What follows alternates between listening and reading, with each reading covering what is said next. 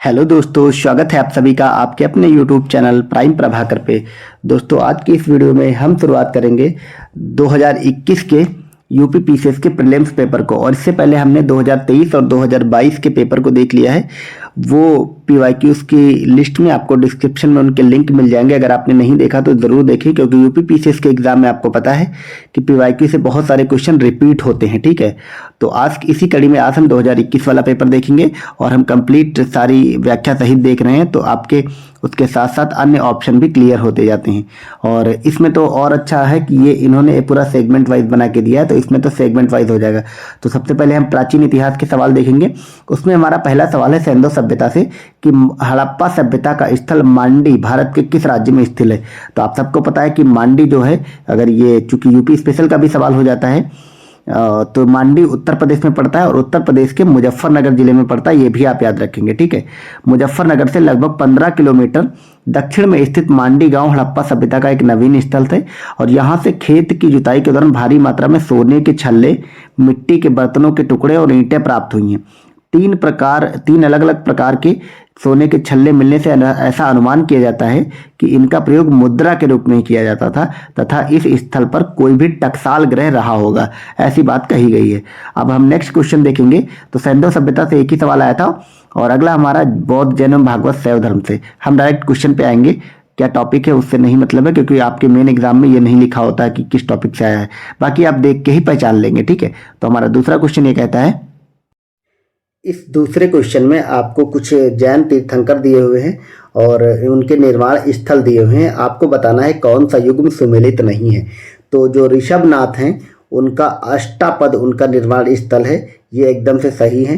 वासुपूज्य का संवेद शिखर है, ये गलत है, क्योंकि वासुपूज्य का संवेद शिखर ना होकर के वासुपूज्य का चंपापुरी होता है। तो आपका ऑप्शन नंबर बी सही हो जाएगा। बाकी नेमिनाथ का ऊर्जेवंत है और महावीर का पावापुरी है, इन्होंने वहां पे लिया था, मतलब निर्माण प्राप्त किया था। ठीक है, बाकी हम व्याख्या में भी देख सकते हैं। व्याख्या इसकी बहुत इंपॉर्टेंट होती है हिस्ट्री वाले क्वेश्चन की, क्योंकि इनकी व्याख्या से भी सवाल बनते हैं। ठीक है, ऋषभनाथ का हमने देखा अष्टापद, वासुपूज्य का चंपापुरी, नेमिनाथ का ऊर्जेवंत, महावीर का पावापुरी। बाकी जो आपका संवेद शिखर है वो 2023 में चर्चा में भी था। संवेद शिखर जैन मतावलंबियों का प्रमुख तीर्थ स्थान है।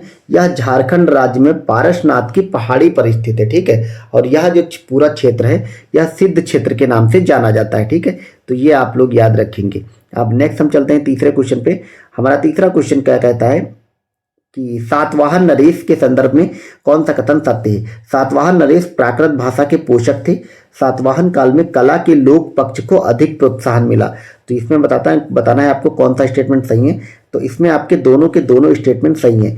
ठीक है, ये आपके स्टेटमेंट वाले आप पीसीएस में सवाल बनने भी, लेकिन इसकी व्याख्या देखते हैं कि मौर्य काल के पतन के बाद दक्कन में सातवाहनों की सत्ता स्थापित हुई। ठीक है, सातवाहन कब आए? मौर्य काल के पतन के बाद। कहां पे आए? दक्कन में।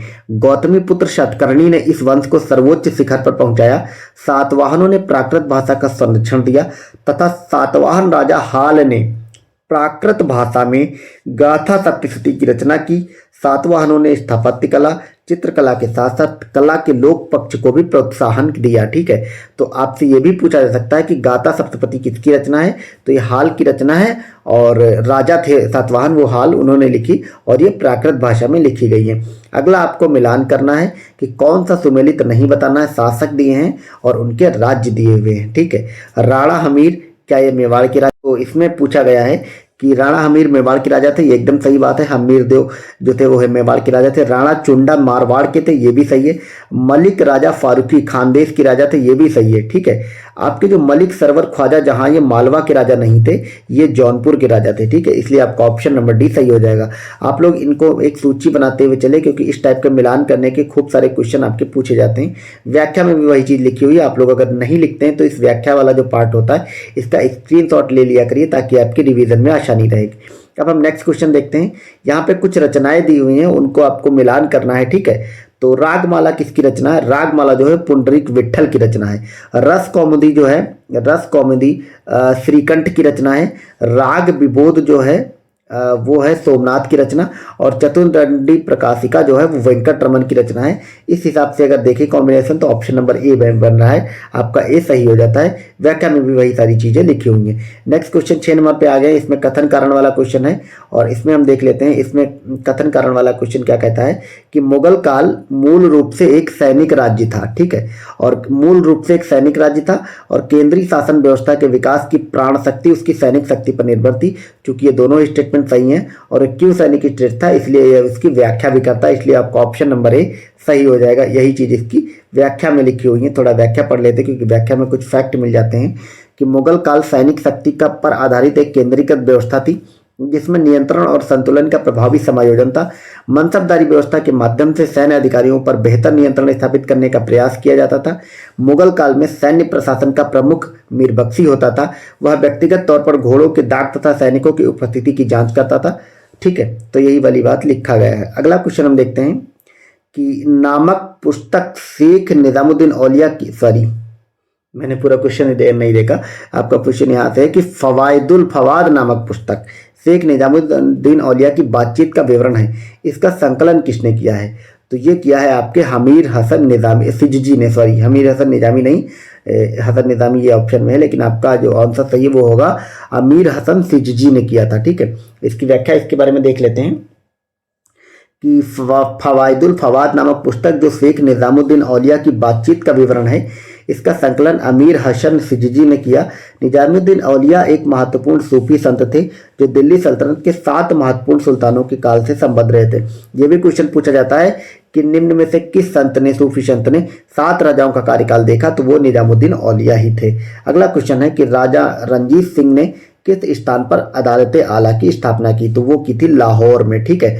तो आपसे ये भी पूछा जा सकता है कि अदालत आला की स्थापना किसने की? तो राजा रणजीत सिंह ने किया था लाहौर में।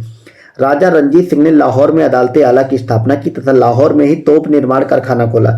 रणजीत सिंह की स्थायी सेना फौज आइन के नाम से जानी जाती थी, जो उस समय एशिया में दूसरे स्थान पर थी। राजा रणजीत सिंह अमृतसर में स्थित हरमिंदर साहिब को स्वर्ण मंदिर में परिवर्तित किया था, ठीक है, ये आप याद रखेंगे। ये भी आपसे पूछा जा सकता है कि अमृतसर स्थित हरमिंदर साहिब को स्वर्ण मंदिर में किसने परिवर्तित किया था? तो राणा रणजीत सिंह ने किया था। और स्वर्ण मंदिर का निर्माण किसने कराया था? गुरु समर्थ रामदास ने कराया था, ठीक है। अब हमारा आधुनिक भारत के क्वेश्चन शुरू होते हैं। चलिए नेक्स्ट ये क्वेश्चन देख लेते हैं। इसको हम छोटा करके थोड़ा देखते हैं क्योंकि ये ज़्यादा बड़ा हो जा रहा है तो पूरा क्वेश्चन आ नहीं रहा है, ठीक है। इसमें हमारा क्वेश्चन है, 2 स्टेटमेंट दिए हुए हैं और उन स्टेटमेंट पे आपको बताना है कौन सा कथन सही नहीं है। इतना सा हम देख लेते हैं, सॉरी कौन सा कथन सही है आपको बताना कि, अरे एक minute, in the context of Indian history which following statement are correct regarding Vaikom Satyagraha. अच्छा हिंदी में लिखा हुआ, ठीक है। वाइकोम सत्याग्रह के बारे में कौन सा कथन सही है आपको बताना। यह अस्पृश्यता और जातिगत भेदभाव के विरुद्ध एक सत्याग्रह था, ठीक है, तो ये सही है। वाइकोम सत्याग्रह जो था वो अस्पृश्यता और जातिगत भेदभाव के विरुद्ध था। महात्मा गांधी ने इस सत्याग्रह में भाग लिया था, ये भी सही है, ठीक है। तो आपका ऑप्शन नंबर सी सही हो जाता है। ये दोनों स्टेटमेंट सही हैं। तो इसकी व्याख्या क्या कहती है? वाइकोम सत्याग्रह के बारे में आप लोग पूरा ये स्क्रीनशॉट लेके एकदम रख लीजिएगा, फिर से सवाल बन सकता है कि वाइकोम सत्याग्रह 1924 में हुआ था केरल के त्रावणकोर में। यह एक अस्पृश्यता और जातिगत भेदभाव के विरुद्ध आंदोलन था। इस आंदोलन का नेतृत्व टी.के. माधवन, के केलप्पन तथा के.पी. केशव मेनन जैसे नेताओं ने किया था। इस सत्याग्रह को गांधी जी ने अपना समर्थन दिया था और 1925 में गांधी जी ने इस क्षेत्र का दौरा भी किया था, ठीक है। तो वाइकोम सत्याग्रह 1924 केरल के त्रावणकोर में टी.के. माधवन, के केलप्पन और के.पी. केशव मेनन जैसे नेताओं ने इसका मतलब नेतृत्व किया था। अगला क्वेश्चन है कि निम्नलिखित में से किसने कभी भारतीय राष्ट्रीय कांग्रेस के अधिवेशन की अध्यक्षता नहीं की? तो इसमें बाल गंगाधर तिलक जो है वो कभी भी कांग्रेस के अध्यक्ष नहीं बने, आप याद रखेंगे, ठीक है। देखते हैं, कांग्रेस की स्थापना 28 दिसंबर 1885 को बंबई में हुई थी। स्थापना के बाद से कई महत्वपूर्ण नेताओं ने कांग्रेस के अधिवेशन की अध्यक्षता की, जैसे दादा भाई नौरोजी और अगला क्या है, गोपाल कृष्ण गोखले, सुरेंद्र नाथ बनर्जी, लाला लाजपत राय, गांधी जी, सुभाष चंद्र बोस। बड़े नेताओं में सिर्फ बाल गंगाधर तिलक ने ही भारतीय राष्ट्रीय कांग्रेस के अधिवेशन की अध्यक्षता नहीं की, ये भी आप याद रखेंगे, ठीक है। तो हम नेक्स्ट क्वेश्चन देखते हैं, हम इतने पे करके देखते हैं ताकि हमारा पूरा क्वेश्चन एक बार में चलता रहे, ठीक है। हमारा एक क्वेश्चन है कि निम्नलिखित में से 1926 में गठित नौजवान सभा का प्रारंभिक सदस्य कौन नहीं था? तो उसमें जो अंबिका चक्रवर्ती हैं वो नौजवान सभा के प्रारंभिक सदस्य नहीं थे, बाकी भगत सिंह थे, यशपाल थे और छबील दास भी थे, ठीक है। तो आपका ऑप्शन नंबर डी सही हो जाएगा। ये कहते हैं कि भगत सिंह, भगवती चरण वोहरा, यशपाल और छबील दास ने नौजवानों के विद्यार्थियों को संगठित करने के लिए 1926 ईस्वी में नौजवान सभा की स्थापना की। भगत सिंह इस सभा के महामंत्री और भगवती चरण वोहरा ने महासचिव का दायित्व संभाला। अप्रैल 1928 में अमृतसर में हुए इस सम्मेलन में इस सभा का घोषणा पत्र जारी किया गया। अंबिका चक्रवर्ती इस सभा से संबंधित नहीं थे। नेक्स्ट क्वेश्चन देखते हैं, इसको बड़ा ही कर लेते हैं, ज़्यादा अच्छा रहता है। ठीक है, तो हमारा ये क्वेश्चन कहता है कि एशियाटिक सोसाइटी ऑफ बंगाल का संस्थापक कौन था। ये एकदम सिंपल है, सर विलियम जोन्स था, आप सबने पढ़ा होगा। इसकी स्थापना 15 जनवरी 1784 को की गई थी कलकत्ता में। तो इसकी डेट आप लोग जरूर याद रखेंगे इन सब की स्थापना, क्योंकि यूपीपीसीएस के आपके एग्जाम में डेट पूछ ली जाती है या डेट को अरेंज करने को आ जाता है, क्रोनोलॉजी पूछ लेता है। ठीक है, और इसकी स्थापना के समय वारेन हेस्टिंग्स बंगाल का गवर्नर जनरल था। और इस सोसाइटी का जो मुख्य उद्देश्य क्या था कि भारतीय प्राच्य शिक्षा, साहित्य व ग्रंथों का अनुवाद आंग्ल भाषा में करना इसका मुख्य उद्देश्य था। हमारा अगला क्वेश्चन है कि ब्रिटिश इंडिया के निम्नलिखित में से किस अधिनियम ने सामूहिक कार्य संचालन के स्थान पर विभाग या विभागीय पद्धति द्वारा वायसराय की कार्यकारिणी परिषद पर उनके प्राधिकार को और अधिक बल प्रदान किया। ठीक है, तो आपको बताना है विभाग वगैरह वाली चीज़ें हैं। तो इसमें जो आपको 1861 का भारत परिषद अधिनियम है, इसके द्वारा आपकी विभागीय पद्धति को शुरुआत किया गया। इतना सा सिर्फ आप याद रखें, विभागीय पद्धति की शुरुआत कब हुई, 1861 के एक्ट से। ठीक है, इसकी व्याख्या भी देख लेते हैं कि इसको हम मतलब बोलते हैं पोर्टफोलियो सिस्टम। ठीक है, क्वेश्चन आपसे ये पूछा जाएगा कि पोर्टफोलियो सिस्टम की शुरुआत किसने की थी, तो ये की थी लॉर्ड कैनिंग ने। ये आप याद रखेंगे, पोर्टफोलियो सिस्टम की शुरुआत लॉर्ड कैनिंग ने की थी। और ये पोर्टफोलियो सिस्टम किस अधिनियम के तहत शुरू हुआ था, 1861 के अधिनियम के तहत। ठीक है, वही सब बातें इसमें लिखी हुई हैं। अब हम नेक्स्ट क्वेश्चन देखेंगे, ये वही मैं बोल रहा था आपसे कि क्रोनोलॉजी पूछी जाती है। तो ये देखिए, क्रोनोलॉजिकल ऑर्डर आपको लगाने को दिया गया है। ठीक है, तो क्रोनोलॉजिकल ऑर्डर लगाने को इसमें मतलब ये दिया हुआ है। हम डायरेक्ट देखते हैं इस व्याख्या में कि कब कौन हुआ। तो साइमन कमीशन का गठन हुआ था नवंबर 1927 में, नेहरू रिपोर्ट अगस्त 1928 में आई, और शारदा अधिनियम 28 सितंबर 1929 को आया। ठीक है, और दांडी मार्च आपको पता है 1930 में आई। ये तो इसका आंसर हो गया, और आंसर इसके हिसाब से आपका ऑप्शन नंबर ए वाला हो जाएगा। ठीक है, तो बाकी अगर इसमें से वहाँ पे तो आपके आंसर रहेगा नहीं, आप कैसे लगाएंगे, मैं आपको थोड़ा सा बताता हूँ। इसमें से मान लो आपको कुछ नहीं पता, लेकिन आपको ये तो पता ही होगा कि दांडी मार्च 1930 में हुआ था, इसी के बाद सविनय अभियान इसी के साथ शुरू हुआ था। तो ये सबसे लास्ट में जाएगा, ये आपको पता होगा। चौथा लास्ट में अगर जाएगा तो आपके ये दोनों ऑप्शन एलिमिनेट हो जाएंगे। अब आपको ये भी पता है कि साइमन कमीशन 1927 में बना था और नेहरू रिपोर्ट 1928 में बनी थी। तो यानी कि तीसरे के बाद ही दूसरा आएगा, ये भी आपको पता होना चाहिए। और अगर जब तीसरे के बाद दूसरा आएगा, ठीक है, तो तीसरे के बाद दूसरा किस में, इसमें आ रहा है, तो ये वाला सही हो जाएगा आपका ऑप्शन। मतलब आपको वहाँ से अगर एक या दो के बारे में पता है तो आपको ऑप्शन के साथ खेलना पड़ेगा, आप उसको ऐसे यूं ही छोड़ करके नहीं आएंगे। मेरे बताने का सिर्फ इतना मतलब था। ठीक है, अगला है poverty and un British rule in India, जो कि दादा भाई नौरोजी की पुस्तक थी। ये पूछा गया है कि किस वर्ष प्रकाशित हुई थी, तो ये प्रकाशित हुई थी 1901 ईस्वी में। ये रटने के अलावा कोई चारा नहीं, आप इसको रट लीजिए। ठीक है, भारत के आरंभिक राष्ट्रवादियों में दादा भाई नौरोजी का महत्वपूर्ण स्थान है। उन्हें grand old man of India कहा जाता है। 1901 में प्रकाशित poverty and un British rule in India उनकी महत्वपूर्ण पुस्तक है। दादा भाई नौरोजी जो थे वो कांग्रेस के 3 बार अध्यक्ष रहे थे, ये भी आपसे पूछा जा सकता है। अगला क्वेश्चन है कि निम्न में से कौन सा एक 1924 के कानपुर षड्यंत्र मामले में शामिल नहीं था। ठीक है, तो वो कौन शामिल नहीं थे इसमें से, तो इसमें से जो M.A. अंसारी हैं वो शामिल नहीं थे। ठीक है, व्याख्या देखते हैं कि 1920 के दशक में भारत में समाजवादी और मार्क्सवादी विचारधारा का उदय हुआ, जो रूसी क्रांति 1917 से काफ़ी हद तक प्रभावित था।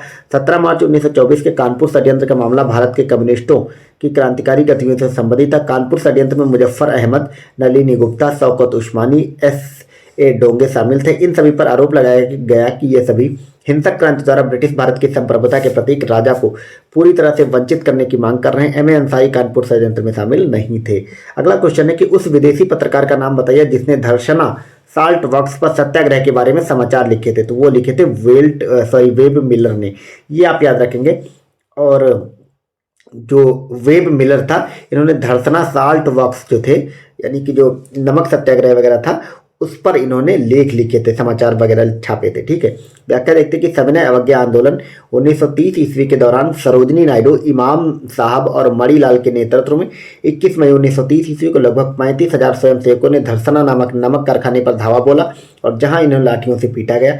इस भयावह तस्वीर का उल्लेख अमेरिका के न्यू फ्रीमैन अखबार के पत्रकार वेब मिलर ने किया था, ये आप याद रखेंगे। ठीक है, आपसे ये भी पूछा जा सकता है कि न्यू फ्रीमैन अखबार किसका था, तो ये वेब मिलर का था। ठीक है, तो इस क्वेश्चन में भी आपको मतलब कालानुक्रम लगाना है। यूपीपीसीएस बहुत सारे ऐसे सवाल पूछने लगी है। ठीक है, तो इसमें हम देखते हैं सबसे पहले रॉल्फ फिच आया था भारत। ठीक है, और उसके बाद आपके आए थे विलियम हॉकिंग्स, और उसके बाद आए थे ये सर टॉमस रो, और निकोलस डाउंटन सबसे लास्ट में आए थे।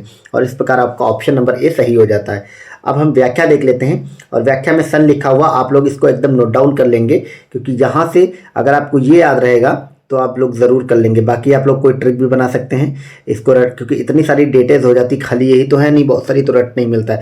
तो आप सिर्फ ये भी क्रम याद रखते हैं कि सबसे पहले रॉ आए थे, फिर वी, फिर नी, स, रावी निश, ऐसे आप रख सकते हैं, रावी निश, रॉल्फ विलियम निकोलस सर, ऐसे करके। ठीक है, बाकी डेट लिखी हुई वो भी आप देख सकते हैं। तो इस प्रकार हमारे टोटल 18 क्वेश्चन आए थे, मतलब हिस्ट्री से। और अब हम भूगोल पे आ गए हैं, और भूगोल में हमारा क्वेश्चन क्या है, कथन कारण वाले सवाल भूगोल से खूब आते हैं। और इसमें जो हमारा पहला सवाल है कथन, वो कहता है कि तीस्ता नदी पहले गंगा की सहायक नदी थी, आजकल वह ब्रह्मपुत्र की सहायक नदी है। क्या ऐसा था कभी? और अगला है कि नदी अपहरण हिमालय की नदियों का एक प्रमुख गुण है। तो इसका जो सही जवाब है वो हो जाएगा ऑप्शन नंबर ए, यानी कि वो दोनों ही बात सही है। ठीक है, ये वाला स्टेटमेंट भी सही, ये वाला भी सही, और ये इसकी व्याख्या भी करता है, क्योंकि तीस्ता पहले गंगा की सहायक नदी थी, लेकिन चूंकि नदियों का नदी अपहरण, यानी कि इस नदी ने अपना मार्ग बदल करके उसमें चली गई। ठीक है, तो ये उसकी सहायक नदी बन गई। ठीक है, तो ये हिमालय नदियों का गुण है, इसलिए अब इसकी सही व्याख्या भी करता है। ठीक है, अब इसके बारे में थोड़ा व्याख्या देख लेते हैं, क्योंकि व्याख्या इसकी बहुत इंपॉर्टेंट है। भूगोल के जो भी प्रश्न हैं आप लोग ये याद रखेंगे कि इसकी व्याख्याएं बहुत इंपॉर्टेंट होती हैं। और मैं इसकी व्याख्या पढ़ूँ इससे पहले एक चीज़ आपको थोड़ा बता दूं कि अगर आपने इससे पहले मैंने 22 और 23 के पूरे पेपर कराए, अगर आपने वो नहीं देखे तो वो डिस्क्रिप्शन में लिंक मिलेगा, वो जाके आप लोग ज़रूर देखें। ठीक है, प्लेलिस्ट मिल जाएगी पूरी, क्योंकि वो पेपर भी मैंने बहुत अच्छे तरीके से सॉल्व कराए हैं। ठीक है, तो चलिए देखते हैं खैर इसका कि नदी अपहरण हिमालय की नदियों का एक प्रमुख गुण है। इसका सर्वोत्तम उदाहरण तीस्ता नदी है, जो पहले गंगा नदी की सहायक नदी थी, परंतु 1787 के आकस्मिक बाढ़ में तीस्ता नदी अपना मार्ग बदलकर वर्तमान में ब्रह्मपुत्र की सहायक नदी बन गई।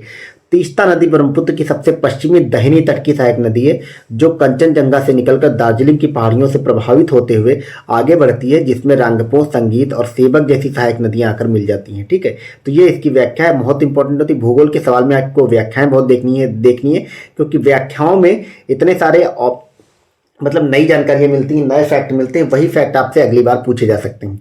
ये यहाँ पे कुछ चोटियां लिखी हुई हैं, आपको मिलान करना है, तो किस राज्य में कौन सी चोटी है। ठीक है, तो आपको पता है कि दोद्दा बेटा की चोटी जो कि तमिलनाडु में है। ठीक है, गुरु शिखर की चोटी इसमें है आपके राजस्थान में, और नागालैंड में आपके सारामती की चोटी है, और मध्य प्रदेश में धूपगढ़ की चोटी है। ठीक है, और इस हिसाब से अगर देखा जाए तो आपका ऑप्शन नंबर डी सही हो जाता है, और वही चीज़ आपकी व्याख्या में भी लिखी हुई। ये चोटियां सब आपको रट लेनी है, बार बार ये सब चोटियां वगैरह रिपीट करके पूछी जाती हैं।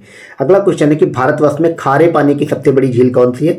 तो सांभर लेक जो है वो खारे पानी की सबसे बड़ी लेक है। इनके बारे में थोड़ी व्याख्या देख लेते हैं, क्योंकि ये सब इंपॉर्टेंट है। ओडिशा राज्य में स्थित भारत की सबसे बड़ी खारे पानी की झील चिल्का है।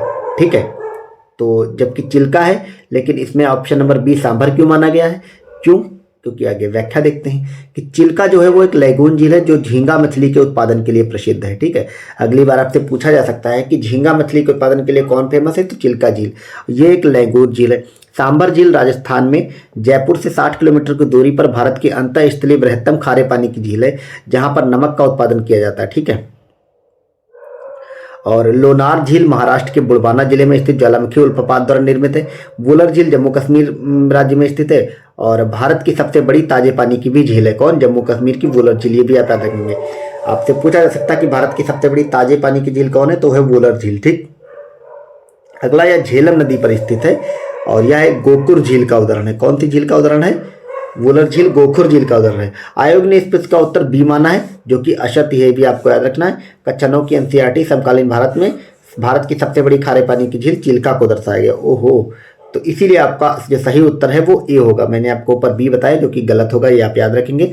भारत की सबसे बड़ी खारे पानी की झील चिल्का है जो कि उड़ीसा में है, ठीक है। हालांकि आयोग ने बी माना था, तो आयोग के उत्तर गलत भी होते हैं कई बार, वही बाद में चैलेंज किए जाते हैं। तो आपका ऑप्शन नंबर आपको ए याद रखना है, ठीक है। नेक्स्ट क्वेश्चन देखते हैं।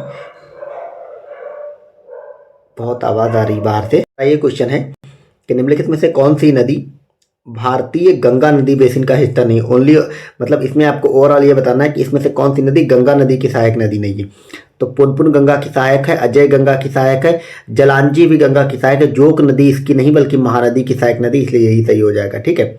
जोक नदी भारतीय गंगा नदी बेसिन का हिस्सा नहीं है, यह महानदी की सहायक नदी है। इसका उद्गम सोनबेरा पठार उड़ीसा से होता है। इसका प्रवाह क्षेत्र उड़ीसा के सुआनपाड़ा और बरगढ़ जिला और छत्तीसगढ़ में महासमुंद और बलौदा बाजार क्षेत्र है। और अन्य पुनपुन नदी, अजय नदी, जलांगी नदी गंगा नदी का बेसिन का हिस्सा है, ठीक है। अगला क्वेश्चन देखते हैं कि निम्नलिखित में से भारत के पूर्वी तट पर स्थित सबसे बड़ी लैगून झील कौन सी है। तो आप सबको पता है चिल्का लेक है, हमने ऊपर अभी देखा, ठीक है।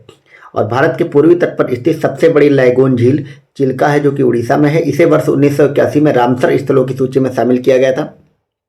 और पुलिकट झील जो है ये तो नहीं देखेंगे कौन जिले में है, इससे कोई मतलब नहीं। पुलिकट झील आंध्र प्रदेश में है और तमिलनाडु की सीमा पर स्थित खारे पानी की झील है।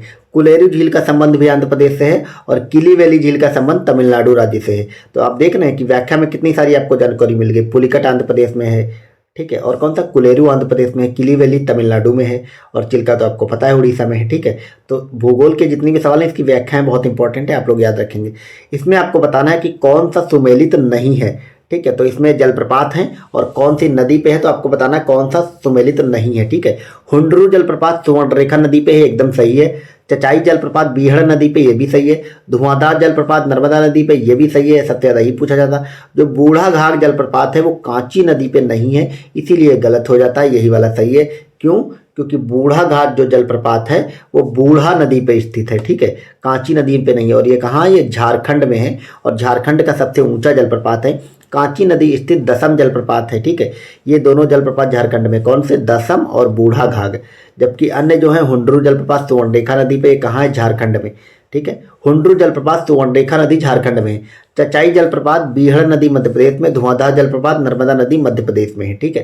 तो ये हमने जलप्रपात देखे। एक क्वेश्चन में बहुत सारे आपके क्वेश्चन कंप्लीट हो जाते। चलिए नेक्स्ट क्वेश्चन देखते हैं। हम नेक्स्ट क्वेश्चन देखें उससे पहले मैं एक चीज़ बता दूं, भूगोल के जितने भी नदी नाले झील मतलब झील पर्वत पठार भारत और विश्व, इन सब के फैक्ट से रिलेटेड मेरे चैनल पे एक वीडियो पड़ी। आप मेरे चैनल पे जाएंगे और उसमें काफ़ी प्लेलिस्ट वाले ऑप्शन में जाएंगे, उसमें आपको ज्योग्राफी की एक प्लेलिस्ट मिलेगी। या आप छोड़िए, मैं इस वीडियो के डिस्क्रिप्शन में ही एक मतलब मैं लिंक डलवा दूंगा इस ज्योग्राफी की प्लेलिस्ट का।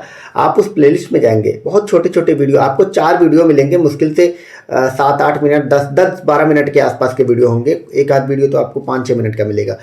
वो ओवरऑल मिला के आपके 35-40 मिनट के वीडियो होंगे, सब मिला के अगर जोड़ दिया जाए। उन चारों वीडियो को आप लोग देख लीजिएगा। उन वीडियोज में ज्योग्राफी के जितने फैक्ट हो सकते हैं जहाँ से आपके सवाल बनते हैं, उन सब को कवर किया गया है। उन 4 को, वो वीडियो काफ़ी पहले बनाई थी, आप लोग उसको देख लेंगे, वो मेरे नोट से बनाई हुई है, ठीक है। तो इट्स अ वेरी इंपॉर्टेंट। और आगे देखेंगे हम, अगर ज़रूरी लगा तो मैं नई वीडियो बना दूंगा उस पर ज्योग्राफी के फैक्ट से। ये जो भी आप पढ़ रहे हैं वो एक साथ एकत्र होकर बन जाएंगे, ठीक है। तो चलिए इतनी इन्फॉर्मेशन के बाद अगला क्वेश्चन देखते हैं कि कौन सा कारण भारत के निम्नलिखित में से कौन सा कारण भारत के उत्तर पश्चिम भाग में शीत ऋतु में होने वाली वर्षा के लिए उत्तरदायी है। तो आप सबको पता है कि जो पश्चिमी विक्षोभ है, ठीक है, वेस्टर्न डिस्टर्बेंस जिसको कहते हैं, ये शीत ऋतु में भारत में जो वर्षा होती है उसके लिए उत्तरदायी होता है। इसकी व्याख्या देखते हैं क्योंकि ये बहुत इंपॉर्टेंट होते हैं आपके मानसून वाले सवाल। कि पश्चिमी विक्षोभ पूर्वी भूमध्य सागर में उत्पन्न होते हैं और पूर्व की ओर चलते हुए पश्चिम एशिया, ईरान, अफगानिस्तान और पाकिस्तान को पार करके भारत के उत्तर पश्चिम भागों में पहुंचते हैं। उत्तर में कैस्पियन सागर और दक्षिण में ईरान की खाड़ी से गुजरते समय ये आर्द्रता ग्रहण कर लेते हैं। और पश्चिमी जेट प्रवाह इन अवदाबों को भारत की ओर उन्मुख करने में महत्वपूर्ण भूमिका निभाते हैं, जिससे यह शीतकाल में पंजाब, हरियाणा, दिल्ली और पश्चिमी उत्तर प्रदेश और उत्तरी भारत के कुछ राज्यों में वर्षा करते हैं। और ये रबी की फसल के लिए ये वर्षा बहुत ही लाभदायक होती है, आप लोग याद रखेंगे। अब नेक्स्ट है मिनरल ट्रेड वगैरह से क्वेश्चन है, ठीक है। ये खनिज अन्वेषक अभिकरण है और इनके मुख्यालय हैं। आपको इस क्वेश्चन में बताना क्या है, आपको मिलान करना है, ठीक है। आपको इसमें मिलान करना है कि किसका मुख्यालय कहाँ पे है, ठीक है। तो चलिए हम देखते हैं इसका सही जवाब क्या हो जाएगा।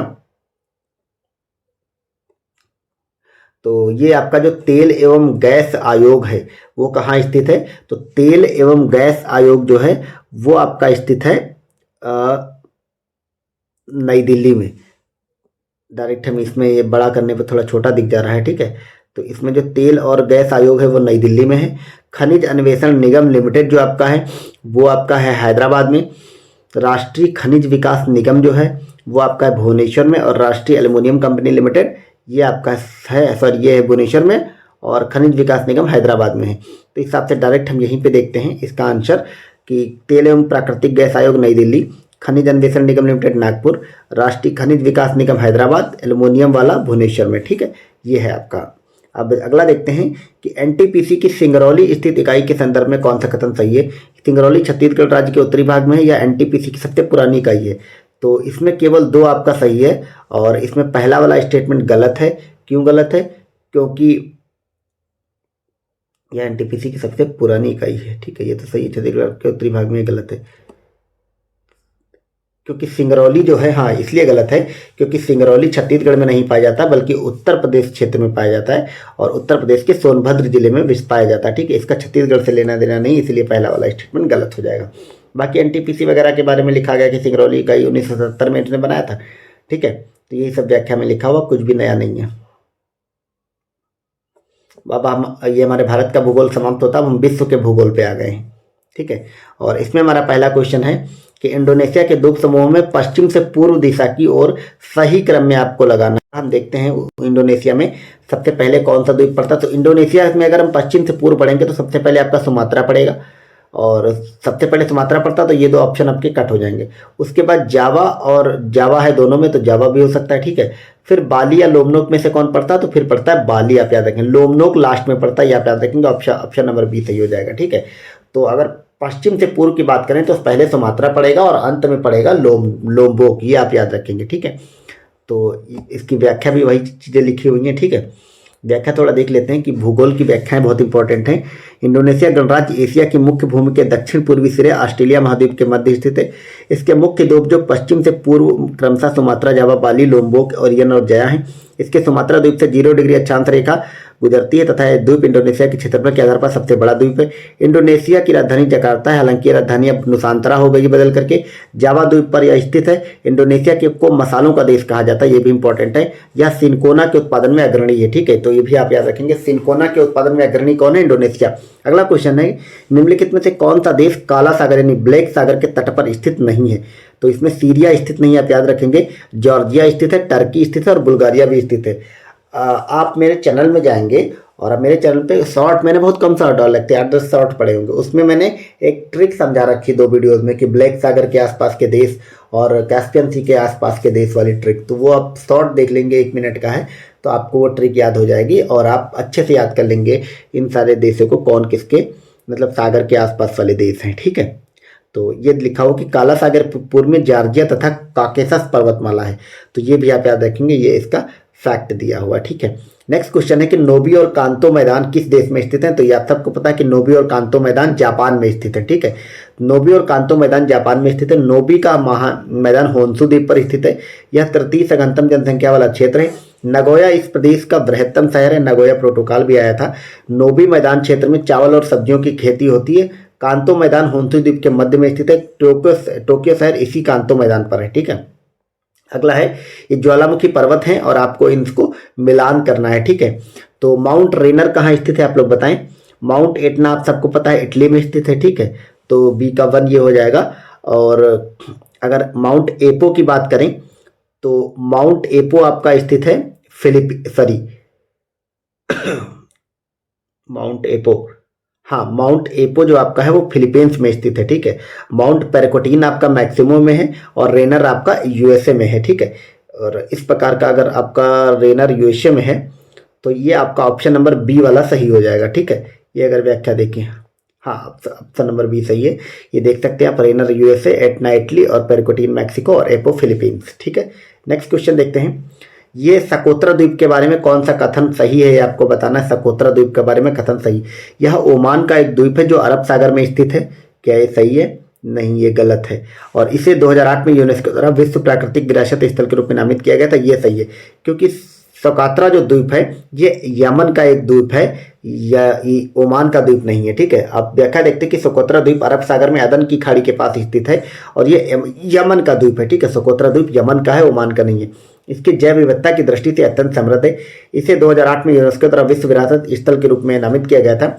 अब यूनेस्को की स्थापना देखते हैं 1945 में हुई थी और इसका मुख्यालय पेरिस में है। वर्तमान में यूनेस्को की बड़ी सूची में भारत के 40 स्थल शामिल हैं, हालांकि अब शायद अब 42 हो गए इस समय पे। ठीक है, और इसमें ये सारे इतने वगैरह लिखे हैं क्योंकि बढ़ गए हैं तो इसकी संख्या भी बदल गई है।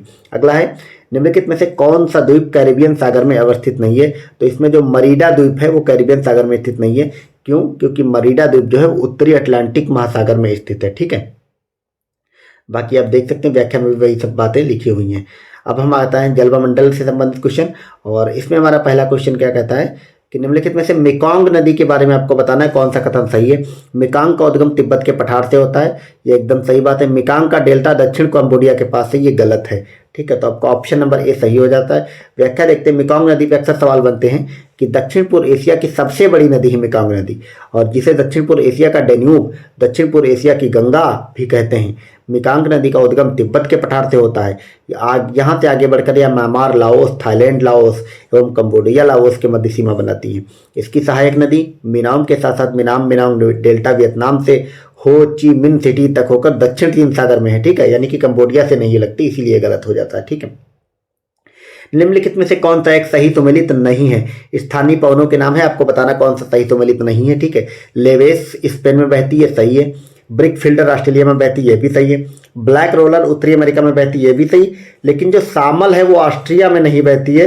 क्यों? क्योंकि हम देखते हैं सामल बहती है आपकी ऑस्ट्रिया का नहीं बल्कि अरब, ईरान और इराक में, यानी कि अरब क्षेत्र में सामल बहती है। ठीक है, ऑप्शन में क्या दिया? ऑस्ट्रिया में, इसलिए ये वाला डी नंबर गलत हो जाएगा। अब हम आर्थिक भूगोल पे आते हैं कि एक अनवनीकृत ऊर्जा का स्रोत है, यानी कि नॉन रिन्यूएबल एनर्जी। ठीक है, तो ये आप सबको पता है, इसमें जो पेट्रोलियम है वो नॉन रिन्यूएबल है, यानी कि रिन्यूएबल एनर्जी नहीं होती, तो ऑप्शन नंबर बी आपका सही हो जाएगा। यही चीज इसकी व्याख्या में लिखा हुआ है। ठीक है, अगला क्वेश्चन है कि निम्नलिखित में से कौन सा एक कोको का प्रमुख उत्पादक देश नहीं है? तो इसमें जो लाटविया है वो कोको का उत्पादक नहीं है, आप याद रखेंगे। कैमरून, घाना और आइवरी कोस्ट ये सारे के सारे जो हैं वो अफ्रीका के हैं, जबकि लाटविया यूरोप का, यहाँ कोको नहीं मिलता है। ठीक है, इसकी व्याख्या देख लेते हैं कि लाटविया की प्रमुख फसल राई है, ये आपको याद रखना है। लाटविया में आपको कोको नहीं मिलता बल्कि क्या मिलती है? राई मिलती है। बाकी वही सब मतलब कोको के बारे में लिखा गया है, कुछ खास नहीं है। ठीक है, अगला क्वेश्चन है मानव भूगोल पे है, कौन सा सही सुमेलित नहीं? भूगोल में अक्सर सवाल यही बनते हैं, या तो मिलान करने को देगा या सही सुमेलित नहीं है पहचानना होगा। ठीक है, जनजाति आपको पहचाननी है। अलास्का, कोरियाक कहाँ की राजधानी? अलास्का की नहीं, बोर्नियो की राजधानी पुनान है, सॉरी जनजाति पुनान है, ये सही है। रुवाला अरब की है, ये भी सही है।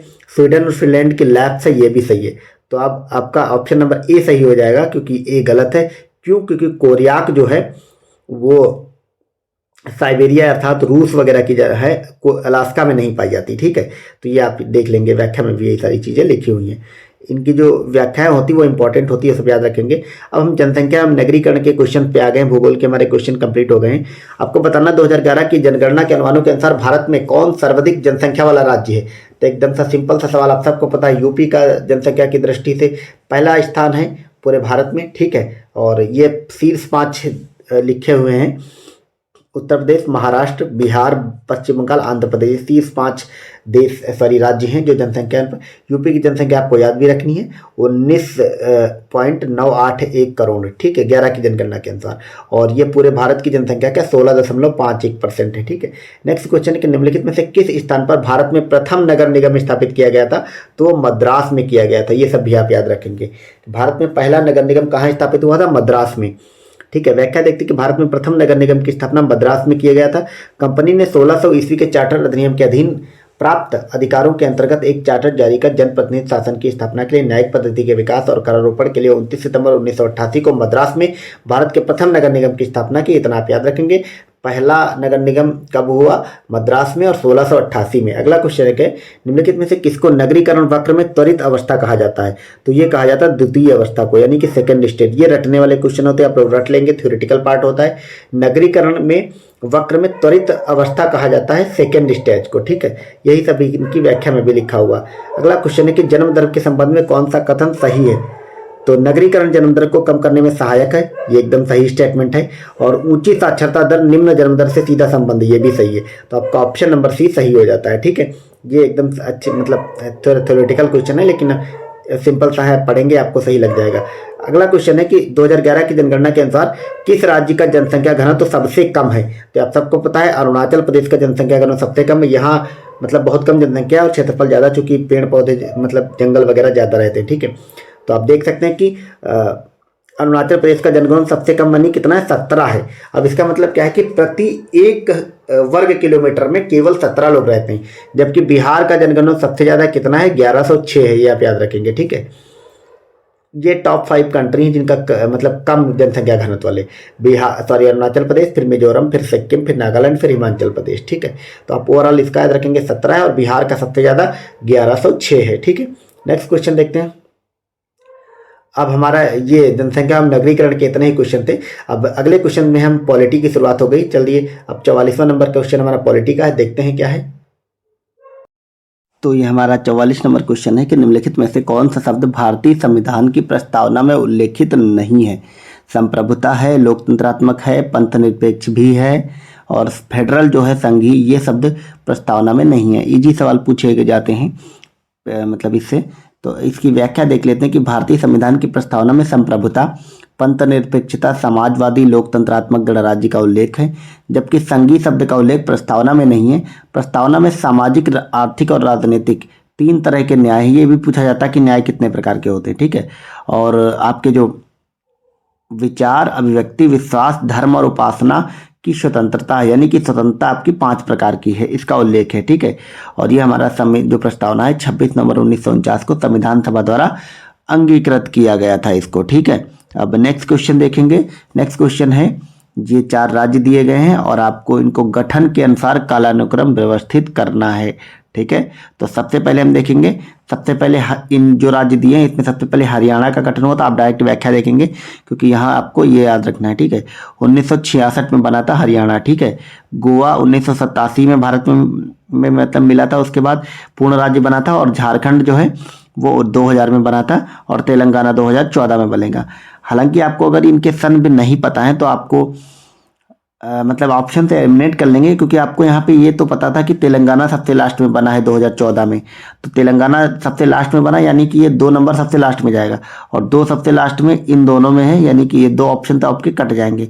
उससे पहले आपको ये भी पता था कि झारखंड 2000 में बना था बिहार से अलग होकर के, तो यानी कि ये उससे पहले आ जाएगा ऑप्शन नंबर ये वाला, यानी कि आपका बी नंबर सही हो जाएगा, ठीक है। तो आपको अगर वहां से 4 के चारों नहीं भी आ रहे होते ना, तो आप लोग ऑप्शन एलिमिनेट करना इसी तरह से सीखिएगा। मेरा बताने का पर्पज भी यही होता है कि आप लोग ऑप्शन एलिमिनेट कर पाए, ओके। बार बार छोटा हो जा रहा है बड़ा। अगला क्वेश्चन देखते हैं कि भारतीय संविधान के अंतर्गत निम्नलिखित में से कौन सा मौलिक कर्तव्य नहीं है? तो आम चुनाव में मतदान करना, यही मौलिक कर्तव्य नहीं है। आप सबको पता है कि मतदान का अधिकार मौलिक कर्तव्य में नहीं आता है, ठीक है। बाकी मौलिक कर्तव्य के बारे में व्याख्या देख लेते हैं कि मौलिक कर्तव्य स्वर्ण सिंह समिति की सिफारिश पर वर्ष 1976 में 42वें संविधान संशोधन के माध्यम से संविधान के भाग में 4A जोड़ा गया था, ठीक है। तो मौलिक कर्तव्य कौन है? 4A, ये आप याद रखेंगे, ठीक है। और संविधान में अनुच्छेद 51A जो है, अनुच्छेद 51A, इसी के तहत मौलिक कर्तव्य वर्णित है, और टोटल 11 हैं, ठीक है। और 11वें मौलिक कर्तव्य को प्रारंभ में ये 10 थे। 11वें मौलिक कर्तव्य को वर्ष 2002 में 86वें संविधान संशोधन के जरिए संविधान में शामिल किया गया था, ठीक है। और वैज्ञानिक दृष्टिकोण की भावना, सार्वजनिक संपत्ति की सुरक्षा, संविधान का पालन, इसके आदर्शों का सम्मान मौलिक कर्तव्य, जबकि आम चुनाव में मतदान का अधिकार एक सांविधिक अधिकार है, ना कि मौलिक, ठीक है। ये भी आप याद रखेंगे कि मतदान का अधिकार एक सांविधिक अधिकार है। हालांकि मतदान के अधिकार को मतलब सांविधिक का इंग्लिश होता है स्टैट्यूटरी, लेकिन उसको कॉन्स्टिट्यूशनल भी माना गया है, ठीक है। तो ये अगर दोनों ऑप्शन में रहेंगे तो आप कॉन्स्टिट्यूशनल मानेंगे, एक रहेगा तो आप सांविधिक या उसको क्या बोलते हैं स्टैट्यूटरी, ठीक है, वो मानेंगे, ठीक है। खैर अगला क्वेश्चन देखते हैं कि निम्नलिखित में से किस व्यक्ति ने मूल अधिकारों को हमारे लोगों के लिए एक प्रतिज्ञा तथा सभ्य विश्व के साथ एक किया गया समझौता कहा है? तो ये किया डॉक्टर एस राधाकृष्णन, यानी सर्वपल्ली राधाकृष्णन ने कहा था। इस टाइप के क्वेश्चन रटने वाले होते, आप लोग रट लें कि डॉक्टर सर्वपल्ली राधाकृष्णन ने मूल अधिकारों को हमारे लोगों के लिए एक प्रतिज्ञा तथा सभ्य विश्व के साथ किया गया समझौता कहा था। ठीक है, इसकी व्याख्या देखते हैं कि डॉक्टर एस राधाकृष्णन ने मूल अधिकारों को हमारी भावना के साथ किया गया वादा तथा सभ्य विश्व के साथ की गई संधि कहा था। स्वाभाविक ही था कि उन्हें राज्य के लिए अर्थात कार्यपालिका एवं विधायिका के लिए बाध्यकारी बना दिया गया था। डॉक्टर भीमराव अम्बेडकर ने मूल अधिकारों से संबंधित भाग 3 को सर्वाधिक आलोचित भाग कहा था। भारतीय संविधान में मूल अधिकार भाग 3 में अनुच्छेद 12 से 35 तक वर्णित हैं। ठीक है, ये अम्बेडकर ने और इन सब ने किसके बारे में क्या कहा था, ये स्टेटमेंट भी पूछे जाते हैं। ठीक है, तो ये आप लोग ऐसे ही याद कर लेंगे। अब अगले क्वेश्चन पे आ गए हैं। पॉलिटी के तहत ही संसदीय व्यवस्था और केंद्र सरकार वाले क्वेश्चन है। तो इसमें देखते हैं 48वां क्वेश्चन क्या कहता है। तो हमारा जो 48वां क्वेश्चन है वो ये कहता है कि निम्नलिखित में से भारतीय संविधान का कौन सा अनुच्छेद आकस्मिकता की निधि से संबंधित है। तो ये आपका अनुच्छेद 267 जो है वो आर्टिकल 267 जो है वो आकस्मिकता निधि से संबंधित है। ठीक है, इसकी व्याख्या देख लेते हैं। पॉलिटी में जो भी अनुच्छेद आ रहे हैं वो सब आपको रट लेने हैं, क्योंकि एग्जाम में आपके डायरेक्ट अनुच्छेद पूछे जाते हैं। ठीक है, तो आपका व्याख्या लिखा है कि भारतीय संविधान का अनुच्छेद 267 संसद तथा राज्यों के विधानमंडलों को अपनी अपनी आकस्मिक निधियां स्थापित करने का प्राधिकार देता है। आकस्मिकता निधि संघ या राज्य में राष्ट्रपति या राज्यपाल के अधीन रखी जाती है। ठीक है, ये भी आपसे पूछा जा सकता है कि आकस्मिकता निधि किसके अधीन होती हैं। तो केंद्र में राष्ट्रपति के और राज्यों में राज्यपाल के अधीन रखी जाती हैं। ऑप्शन में आपके संसद होगा, तो आपको कंफ्यूज नहीं होना। संसद उसको पास करती तो इससे सरकार को पैसा मिलता है, लेकिन वो अधीन राष्ट्रपति की होती। ठीक है, ताकि वह अप्रत्याशित व्यय के पूर्ति के वास्ते तब तक के लिए अग्रिम धन दे सके जब तक कि संसद या विधानमंडल उसे प्राधिकृत नहीं कर देते। आकस्मिक निधि ऐसी आकस्मिक परिस्थितियों का सामना करने के लिए बनाई जाती हैं जिसके अधीन अकस्मात कुछ व्यय जरूरी हो। वर्तमान में राष्ट्रीय आकस्मिक निधि का आकार जो है वो 30,000 करोड़ रुपए है। यानी कि एक तो होता है भारत की संचित निधि, आपने सुना होगा। ठीक है, जो संचित निधि होती है उसमें साल भर के खर्चे के लिए सरकार पैसा लेती है, लेकिन कभी कभी उससे अलग आकस्मिक कोई विशेष कार्य के लिए पैसा लेना पड़ता तो उसके लिए ये निधि होती है। इसके लिए अनुच्छेद आपका 267 है, ये आप लोग याद रखेंगे। ठीक है, इसको थोड़ा सा बदल लेते हैं। नेक्स्ट क्वेश्चन देखते हैं। 49वां क्वेश्चन क्या है। राष्ट्रपति के बारे में आपके 4 कथन लिखे हुए हैं। ठीक है, और आपको बताना है कौन सा कथन सही है, सही कथन बताना है। ठीक है, राष्ट्रपति के विशेष अभिभाषण से रिलेटेड बातें लिखी हैं, आपको बताना कौन सा कथन सही है। नंबर 1, राष्ट्रपति लोकसभा के साधारण निर्वाचन के पश्चात प्रथम सत्र और प्रत्येक वर्ष के प्रथम सत्र के आरंभ में संसद के दोनों सदनों की संयुक्त बैठक को संबोधित करता है। तो ये स्टेटमेंट एकदम से सही है, क्योंकि देखिए प्रत्येक वर्ष के प्रथम जो सत्र होता है या फिर जो दोनों सदनों का संयुक्त बैठक होती है उसको राष्ट्रपति संबोधित करता है। इसके साथ ही आप लोगों ने देखा होगा जब भी चुनाव होता है उसके बाद जो नई सरकार बनती है तो उसका जो प्रथम सत्र होता है उसको भी राष्ट्रपति संबोधित करता है। तो ये वाला सही हो जाएगा।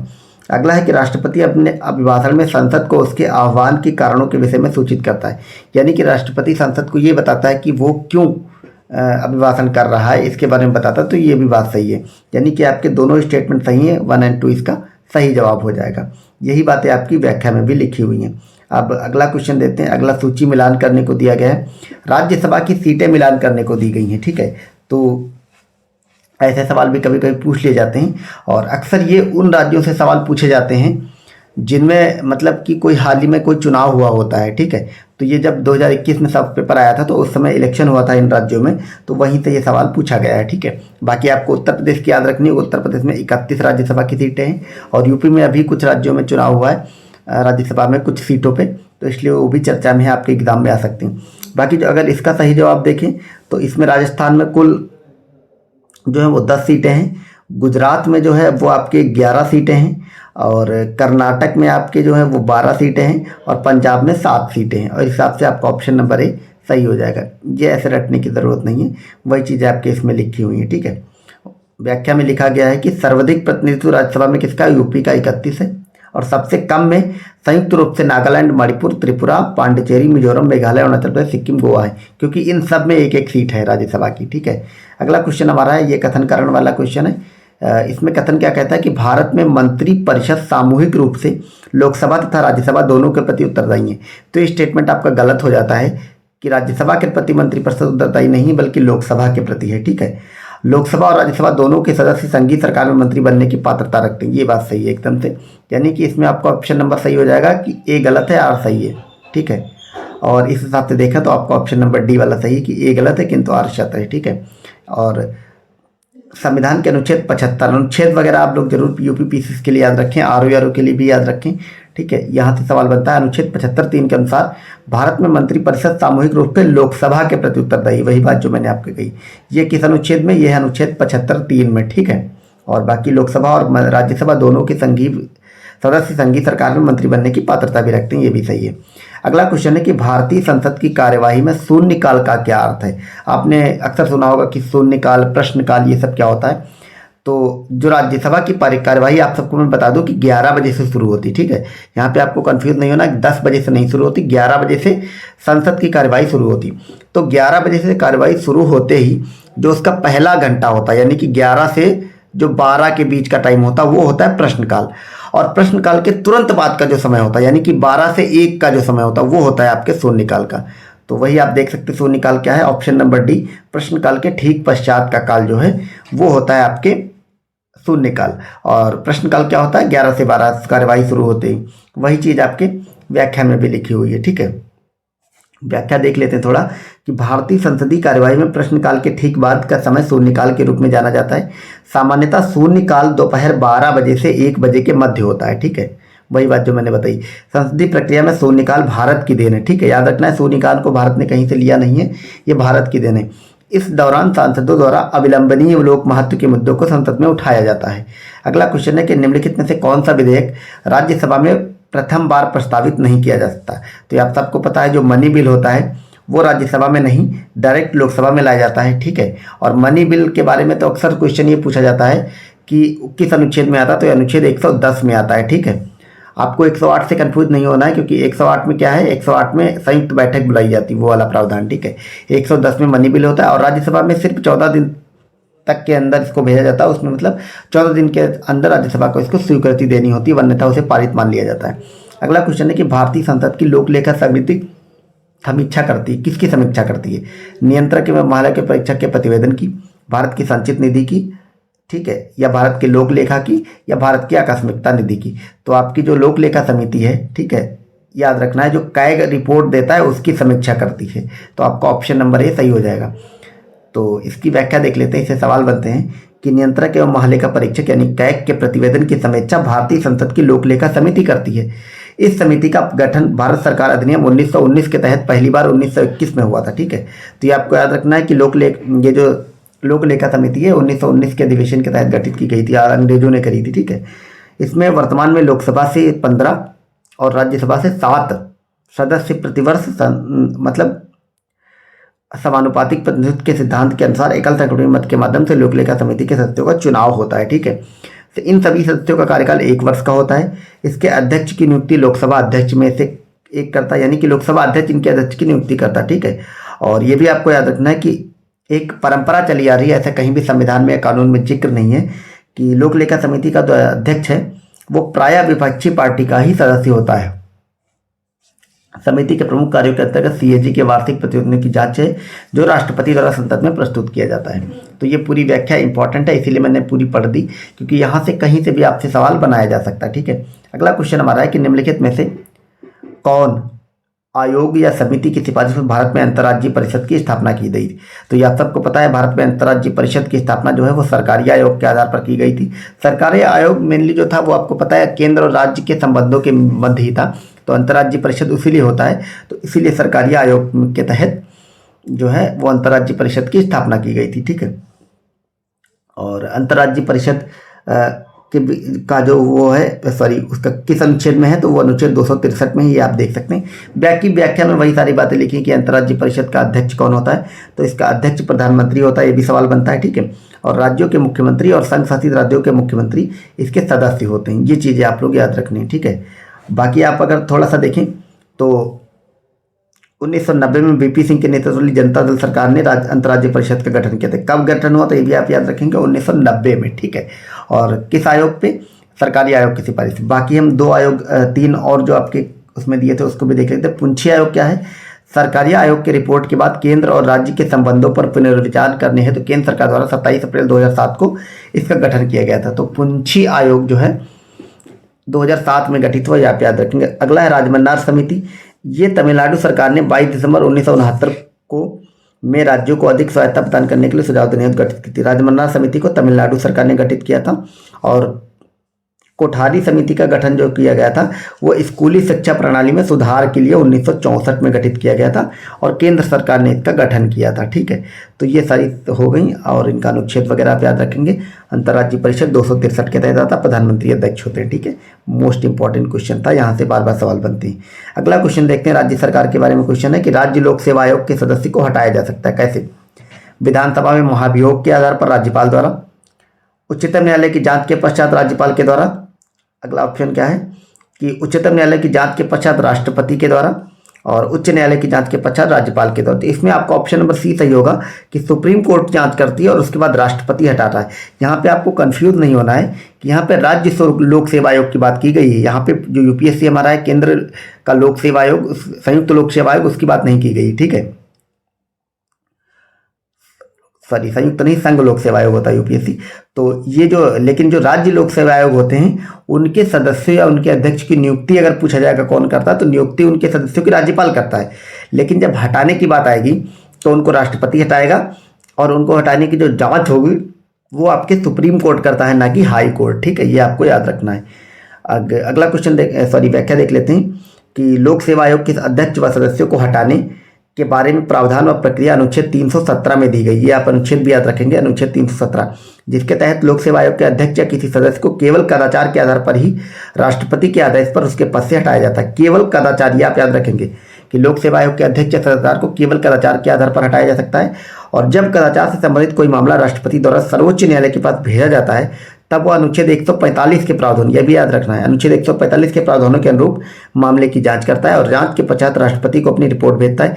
इस रिपोर्ट के आधार पर राष्ट्रपति अध्यक्ष या किसी अन्य सदस्य को हटाने का आदेश देता है। तो ये व्याख्या इंपॉर्टेंट है, इसीलिए मैं इनको पढ़ दे रहा हूँ क्योंकि इनमें कहीं से भी आपके सवाल बनाया जा सकता है। आप लोग पूरा वीडियो जरूर देखें अंत तक, तभी आपको ये मतलब समझ में आएगा। और इनका मतलब इसके जो पूछा गया है सवाल, न सिर्फ एज इट इज आपको रटना है बल्कि आपको उसके ऑप्शन के हिसाब से आपको उसका फायदा मिल पाएगा। ठीक है, भारत में वित्त आयोग का प्राथमिक कर्तव्य क्या है? तो ये आप सबको पता है, संघ और राज्य यानी केंद्र और राज्य के बीच जो कर होता है, जो पैसा होता है, राजस्व होता है, उसका वितरण के लिए सिफारिशें देना है।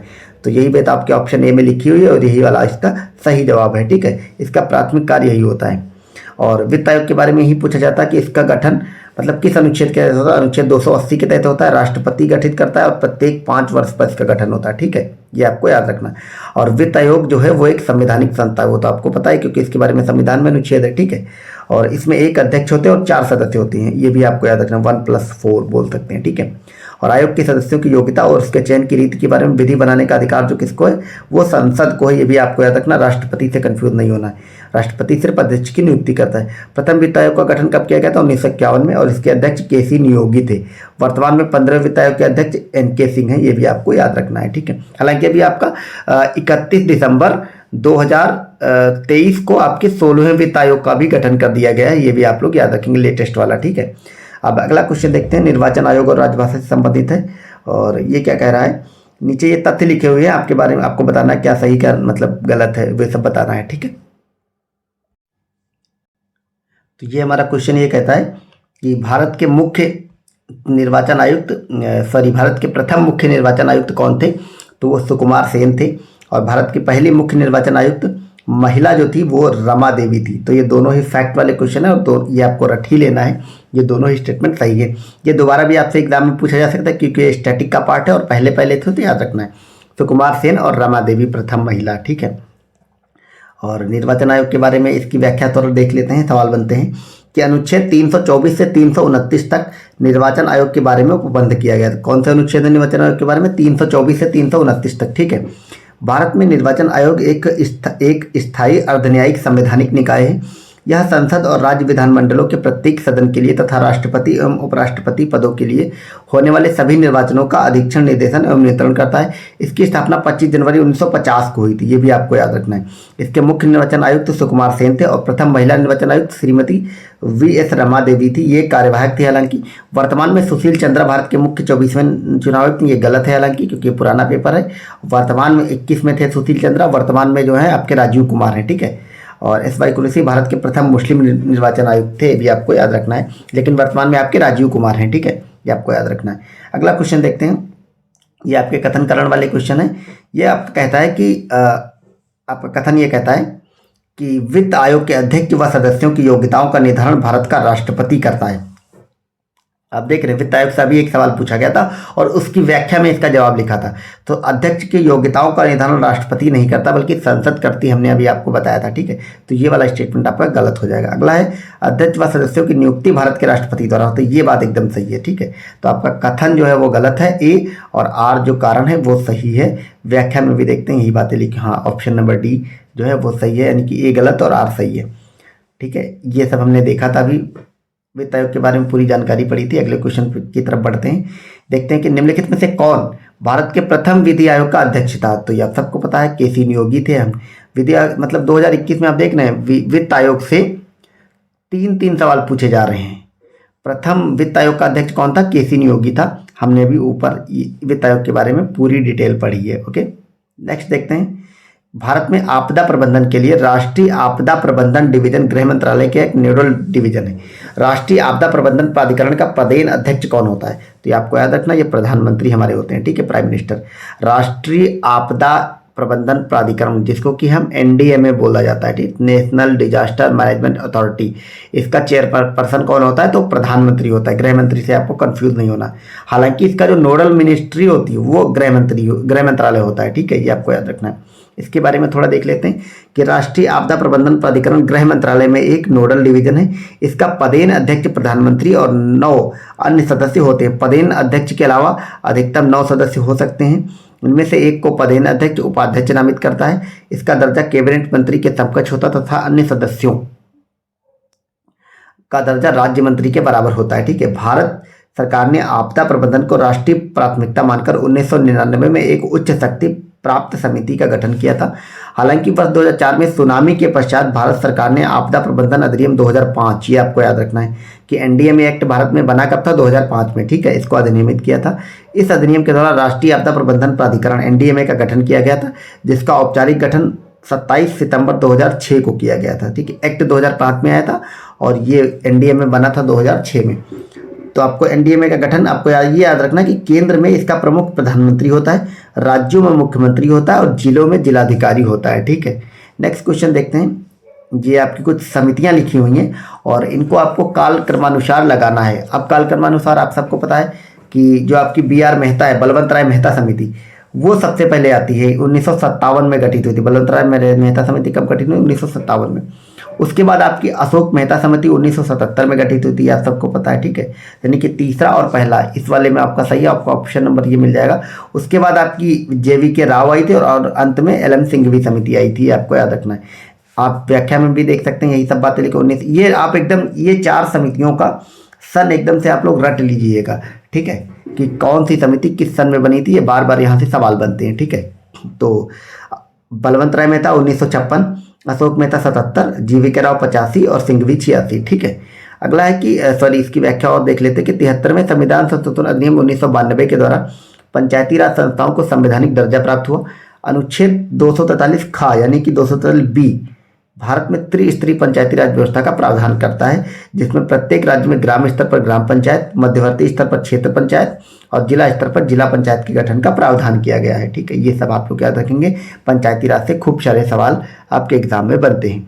अगला क्वेश्चन है, निम्नलिखित में से कौन सा संविधान संशोधन अधिनियम GST, अब GST के बारे में पूछ लिया, GST कौन सा संविधान संशोधन था? तो उस समय ये 21 में चर्चा में था, इसलिए पूछा गया।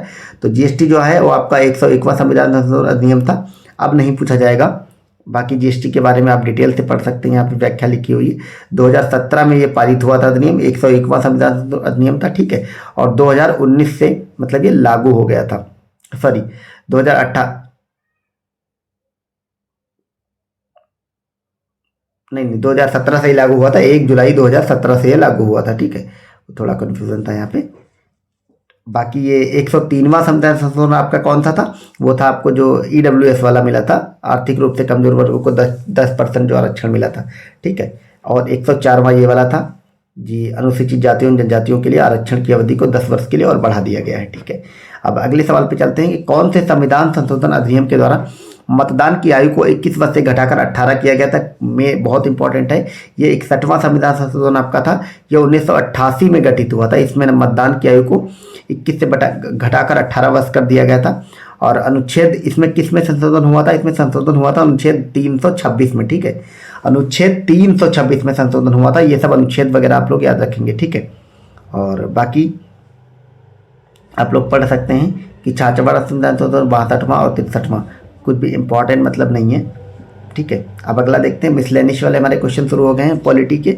अब इसमें मिलान करना है आपको अनुच्छेदों को, ठीक है। न्यायपालिका और कार्यपालिका का पृथक्करण आपको बताना है क्या सुमेलित नहीं है, ठीक है। तो न्यायपालिका और कार्यपालिका का पृथकीकरण जो है, separation of power between judiciary and executive, तो ये अनुच्छेद 50 में ही एकदम से सही है। और आपको बताना है कौन सा सुमेलित नहीं है, ठीक है।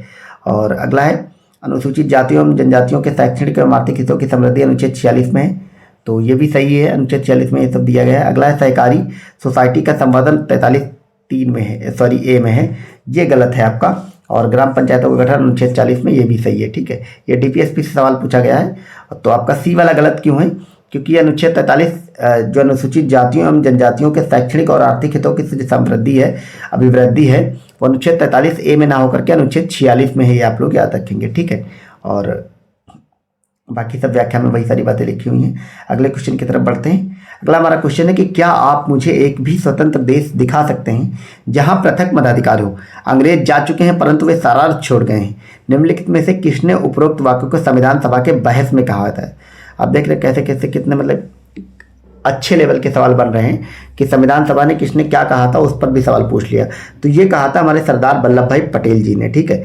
ये आपको याद रखना, सरदार वल्लभ भाई पटेल ने संविधान सभा के बहस में कहा था कि क्या आप मुझे एक भी स्वतंत्र देश दिखा सकते हैं जहां पृथक मताधिकार हो? अंग्रेज जा चुके हैं परंतु वे अपनी शरारत छोड़ गए हैं। तो ये आप लोग नोट कर लेंगे, कहीं पे लिख लेंगे, ये सरदार वल्लभ भाई पटेल जी का कोटेशन है। अगला है, ये सुप्रीम कोर्ट के कुछ केसेस दिए हुए हैं और आपको इनमें क्रमागत रूप से लगाना है, ठीक है। तो इसमें मैं आपको बता दूं, आप व्याख्या में भी देख सकते हैं कि गोलकनाथवाद सबसे पहले हुआ था 1967 में। उसके बाद 24वां संविधान संशोधन अधिनियम हुआ, ये हुआ 1971 में। फिर केशवानंद भारती केस 1973 में मोस्ट मतलब फेमस केस था ये केशवानंद भारती वाला, क्योंकि बेसिक स्ट्रक्चर की अवधारणा सुप्रीम कोर्ट की यहीं से निकल के आई थी, ठीक है। और इसी में प्रस्तावना को संविधान का अंग भी माना गया था। तो केशवानंद भारतीवाद 1973 में था। अगला है 42वां संविधान संशोधन अधिनियम, ये 1976 में आप सबको पता हुआ था। तो इस हिसाब से आपका ऑप्शन नंबर ए सही हो जाएगा, ठीक है। आपको यहाँ पे क्वेश्चन सॉल्व करने मतलब ये सब दिए हुए, इनके सन जरूर याद रखना है, ये कब हुआ था, तो वही चीज़ व्याख्या में लिखी हुई मैंने आपको बता दिया। अगला क्वेश्चन है, निम्नलिखित में से कौन सा एक युग्म सही सुमेलित नहीं है? 2021 के पेपर में आप लोग देख रहे हैं कि पॉलिटी से काफ़ी क्वेश्चन पूछे गए थे, ठीक है। तो सुमेलित नहीं बताना है कि कहाँ से किसका प्रावधान है। तो फंडामेंटल राइट USA से लिया गया, ये सही है। नीति निर्देशकता तो आयरलैंड से लिया गया, ये भी सही है। केंद्र की अवशिष्ट शक्तियाँ ऑस्ट्रेलिया से ली गई, ये गलत है, ठीक है। आपातकालीन शक्तियाँ बाकी जर्मनी से ली गई, ये भी सही है। अब आपको ये जानना है कि अवशिष्ट शक्तियां कहाँ से ली गई। तो जो अवशिष्ट शक्तियां हैं ये वो कनाडा के संविधान से ली गई हैं, ठीक है। व्याख्या में लिखा है कि अवशिष्ट शक्तियां केंद्र में निहित हैं और ये कहाँ से ली गई? कनाडा के संविधान से। और भारतीय संविधान के अनुच्छेद 248 के तहत संसद अवशिष्ट शक्तियों पर कानून बना सकती है। तो ये भी आपको याद रखना कि अवशिष्ट शक्तियों पर कानून संसद बना सकती है, ये किस अनुच्छेद में है? तो वो है 248 के तहत, ठीक है। ये सब आप लोग याद रखा करेंगे, ठीक है। बाकी तो वही चीज़ें हैं, कौन कहाँ से लिया गया है। अगले क्वेश्चन की तरफ आते हैं। अब यहाँ से हमारे पॉलिटी के क्वेश्चन शुरू हो चुके हैं, सॉरी पॉलिटी के क्वेश्चन खत्म हो गए और इकोनॉमिक्स के क्वेश्चन शुरू होते हैं। तो इसमें हमारा पहला क्वेश्चन क्या कहता है कि निम्नलिखित में से कौन सा आर्थिक विकास का प्रमुख कारक नहीं है? हालांकि इसमें आप लोग देख पा रहे हैं कि सब टॉपिक पढ़ा हुआ है ऊपर, तो इससे आप लोगों के लिए पढ़ने में आसानी हो रहेगी कि इसमें टॉपिक वाइज हो जा रहा है। तो ये बहुत अच्छा इन्होंने बना दिया है कि अब टॉपिक वाइज क्वेश्चन आपके चलेंगे, ठीक है। हालांकि आपके जो मेन एग्जाम होगा उसमें ये टॉपिक नहीं पढ़ा रहता है और ये क्वेश्चन भी एक साथ नहीं रहते हैं कि जैसे इकोनॉमी के क्वेश्चन एक साथ हों, पॉलिटी के एक साथ, ऐसे नहीं होते। एक इकोनॉमी, एक पॉलिटी, एक ज्योग्राफी, ऐसे क्वेश्चन अब बन के आते हैं। तो आपको वहाँ पे थोड़ा सा सतर्क रहना है, ठीक है। तो आपको बताना है आर्थिक विकास का प्रमुख कारक क्या नहीं है। ऑप्शन है कि पूंजी का संचय एवं तकनीकी सुधार, ये तो है। जनसंख्या में परिवर्तन, ये भी है। विशेषीकृत क्रियाओं गतिविधियों में श्रम विभाजन, ये भी है। बाकी जो ये है कि तकनीकविद एवं नौकरशाह, टेक्नोक्रेट एंड ब्यूरोक्रेट, ये आर्थिक विकास का प्रमुख कारक नहीं है। हालांकि ये प्रभाव डालते हैं ये लोग, लेकिन ये आर्थिक विकास का प्रमुख कारक नहीं है, आप लोग याद रखेंगे। अगले क्वेश्चन की तरफ चलते हैं कि भारत में थोक मूल्य सूचकांक WPI, हाँ, भारत में थोक मूल्य सूचकांक WPI के आंकड़े निम्नलिखित में से कौन सा संस्थान कार्यालय जारी करता है। तो ये आप सबको पता है, वाणिज्य एवं उद्योग मंत्रालय जो है, हमारा जो वाणिज्य मंत्रालय है, उद्योग मंत्रालय, वो WPI के आंकड़े जारी करता है, ठीक है। और यही चीज़ इसमें लिखा हुआ है, आपको सिर्फ इतना याद रखना कि WPI का आधार वर्ष 2011-12 है, ठीक है। और जारी कौन करता है? वाणिज्य एवं उद्योग मंत्रालय। ओके, नेक्स्ट देखते हैं कि शीर्षक मुद्रास्फीति, जिसको कि हेडलाइन इन्फ्लेशन हम लोग बोलते हैं, ठीक है, इसके बारे में पूछा है कि इसमें टोकरी में सभी वस्तुओं के मूल्य में परिवर्तन को संदर्भित करती है। शीर्षक मुद्रास्फीति का मापन किस आधार पर किया जाता है? इकोनॉमिक्स के क्वेश्चन काफ़ी अच्छे क्वेश्चन पूछे जा रहे हैं यूपीपीसीएस में। तो मतलब ये सब वो वाले क्वेश्चन हैं जो ये क्वेश्चन यूपीएससी में पूछे जाते हैं, या यूपीएससी में स्टेटमेंट फॉर्म में दिया होता, वही वाले क्वेश्चन ये लोग पूछ रहे हैं, ठीक है। तो पूछा है कि हेडलाइन में टोकरी का मापन किस आधार पर करते हैं, तो वो करते हैं कंबाइंड कंज्यूमर प्राइस इंडेक्स के आधार पर, ठीक है, ये आपको याद रखना है। सामूहिक उपभोक्ता मूल्य सूचकांक, ये जो आपको CPI है, उपभोक्ता मूल्य सूचकांक, कंज्यूमर प्राइस इंडेक्स, ये 3 तरह का होता है, ठीक है। तो उसमें एक दोनों को मिला करके, जो नगरीय और ग्रामीण को मिला करके, और उसके अलावा और एक होता है नगरीय, एक ग्रामीण, और एक होता है मिलाकर के सामूहिक। तो ये जो टोकरी होती है हेडलाइन मुद्रास्फीति में, जो टोकरी में जो वस्तुएं होती है उनको जो मापन होता है वो सामूहिक उपभोक्ता मूल्य सूचकांक के आधार पर होता है, ये आप लोग याद रखेंगे। इसकी व्याख्या देखते हैं कि शीर्षक मुद्रास्फीति टोकरी में सभी वस्तुओं के मूल्य में परिवर्तन को संदर्भित करती है। शीर्षक मुद्रास्फीति का मापन सामूहिक उपभोक्ता मूल्य सूचकांक के आधार पर किया जाता है। उपभोक्ता मूल्य सूचकांक या CPI चयनित वस्तुओं और सेवाओं के खुदरा मूल्यों के स्तर में समय के साथ बदलाव को मापता है, जिस पर एक परिभाषित समूह उपभोक्ता अपनी आय खर्च करते हैं, और इसका आधार वर्ष 2012 है, ये भी आप लोग याद रखेंगे, ठीक है। और WPI आपको पता है, ये मतलब थोक मूल्य का है, और ये इसका आधार वर्ष 11-12 है, और वाणिज्य मंत्रालय इसको जारी करता है।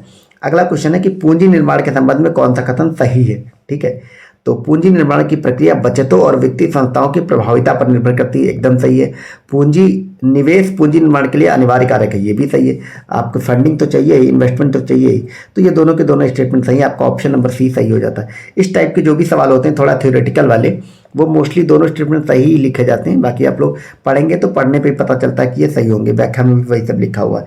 अगला क्वेश्चन देखते हैं, हम 43 नंबर क्वेश्चन पे आ गए हैं, और ये हमारा क्वेश्चन क्या कहता है कि कथन करने वाला है कि सरकार को अवरुद्ध मुद्रास्फीति से निपटने के लिए कठिन समय का सामना करना पड़ता है। अगला है कि यह स्थिति अर्थव्यवस्था में आपूर्ति अड़चन और अक्षम वितरण जैसे अभाव के कारण होती है। तो ये दोनों ही स्टेटमेंट सही हैं, और ये इसी की व्याख्या कर रहा है, तो आपका ऑप्शन नंबर A सही हो जाएगा कि दोनों सही हैं और दोनों इसकी सही व्याख्या भी करती हैं। यही चीज़ आपकी व्याख्या में भी लिखी हुई है। अगला क्वेश्चन है कि सेंसेक्स बॉम्बे स्टॉक एक्सचेंज का प्रचलित सूचकांक है, BSE में सूचीबद्ध कितनी ब्लू चिप कंपनियों से इसका मापन होता है? तो आप सबको पता है ये 30 कंपनियों से इसका मापन होता है। ब्लू चिप कंपनियां वो होती हैं जो बहुत ही मतलब जिनका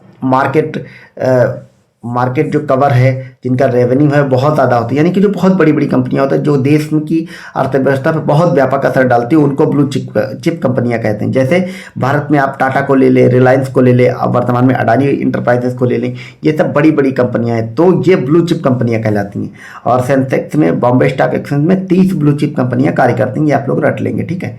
यही चीज़ इसमें भी लिखा हुआ है। व्याख्या देखते हैं कि सेंसेक्स या बॉम्बे स्टॉक एक्सचेंज का प्रचलित सूचकांक है, या विभिन्न क्षेत्रों के अग्रणी ब्लू चिप कंपनियों के 30 समता अंशों पर आधारित है। सेंसेक्स 1986 में प्रारंभ किया गया था, और ब्लू चिप कंपनी ऐसी कंपनियों को कहा जाता है जिनका शेयर बाजार में लगातार मजबूत प्रदर्शन का रिकॉर्ड रहा है।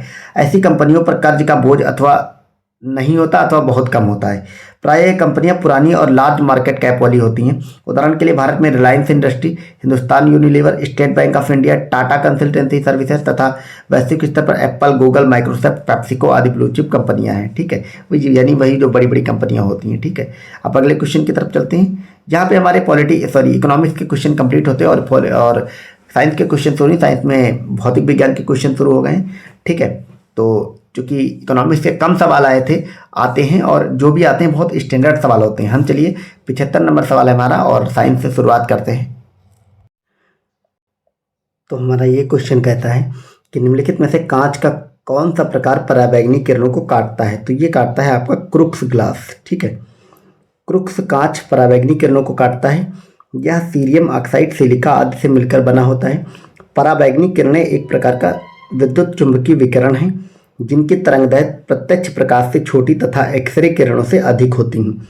सामान्यतः ओजोन परत पृथ्वी पर पराबैंगनी किरणों से समस्त सजीव जगत की रक्षा करती है। कांच विभिन्न क्षारीय धातुओं के सिलिकेटों का अक्रिस्टलीय मिश्रण होता है। क्रुक्स कांच का उपयोग धूप चश्मों के लेंस के निर्माण में, पराबैंगनी किरण की सुरक्षा में और पायरेक्स कांच का उपयोग प्रयोगशाला में उपकरण बनाने आदि में किया जाता है। तो ये व्याख्या दी हुई है। अगला क्वेश्चन है कि विद्युत विभव के बारे में आपको बताना है कौन सा सही है। विद्युत विभव, यह एक अदिश राशि, यह एक सदिश राशि। तो ये तो जाहिर सी बात है, अदिश सदिश दोनों नहीं होगी, एक ही होगी। तो आपको याद रखना विद्युत विभव जो है एक अदिश राशि है, यानी कि इसमें परिमाण के साथ साथ दिशा नहीं होती है। ठीक है, इसलिए यह एक अदिश राशि होगा। आपका ऑप्शन नंबर ई सही हो जाएगा। यह चीज़ इसमें लिखा हुआ है, आपको ये सब इतना ध्यान देने की ज़रूरत नहीं है। आपसे जो पीसीएस में या आरओ में आपके जो सवाल पूछे जाते हैं यूपी आयोग के, उसमें वो लोग सदिश ही पूछते हैं। तो जितनी भी ये सब राशियाँ हैं उसको आपको ये याद रख लेना है कि कौन सी अदिश है और कौन सी सदिश है। अगला है रिंगलमैन स्केल का उपयोग किसके मापन में होता है? तो आप सबको पता है रिंगलमैन स्केल का जो मापन है वो धुएं के घनत्व को मापने में इसका उपयोग किया जाता है। ठीक है, रिंगलमैन स्केल का उपयोग धुआं के घनत्व मापन में किया जाता है। ध्वनि का मापन डेसिबल में किया जाता है। जल प्रदूषण को बीओडी, बायोलॉजिकल ऑक्सीजन डिमांड में किया जाता है। अगला क्वेश्चन है कि वायुमंडल में प्रकाश के प्रसार का कारण क्या है? तो वो धूल कण हैं, डस्ट पार्टिकल होते हैं। ठीक है, ये आपको याद रखना है। अगला क्वेश्चन है कि निम्नलिखित में से कौन अन्य तीनों की तुलना में ज़्यादा सूर्य की रोशनी परावर्तित करता है? तो ये जो है आपकी जो ताज़ा बर्फ से ढकी भूमि होती है वो बर्फ का परावर्तन ज़्यादा करती है। ठीक है, इसको एल्बिडो कहा जाता है, ये आप लोग याद रखेंगे। व्याख्या में वही सारी बात लिखी हुई है, एल्बिडो होती है। एल्बिडो जो है आपसे क्वेश्चन ये भी पूछा जा सकता है कि किसका एल्बिडो सबसे ज़्यादा है? तो बर्फ वाली जो भूमि होती है उसका एल्बिडो सबसे ज़्यादा होता है। अगला क्वेश्चन है कि रक्त में शर्करा का स्तर सामान्यतः प्रदर्शित किया जाता है किससे? तो रक्त में जो शर्करा है वो मिलीग्राम पर डेसीलीटर के रूप में मापी जाती है, आपको याद रखना। ऑप्शन नंबर बी जो है वो सही हो जाएगा। ठीक है, हाँ, रक्त में शर्करा का स्तर सामान्यतः मिलीग्राम प्रति डेसीलीटर के रूप में प्रदर्शित किया जाता है। सामान्यतः स्वस्थ व्यक्ति के शरीर के ग्लूकोज की मात्रा 80 से 100 मिलीग्राम प्रति डेसीलीटर के बीच होता है। अगला क्वेश्चन है कि निम्नलिखित में से कौन सा एलपीजी का मुख्य अवयव है? तो आप सबको पता है ब्यूटेन जो है वो एलपीजी का मुख्य अवयव होता है। ठीक है,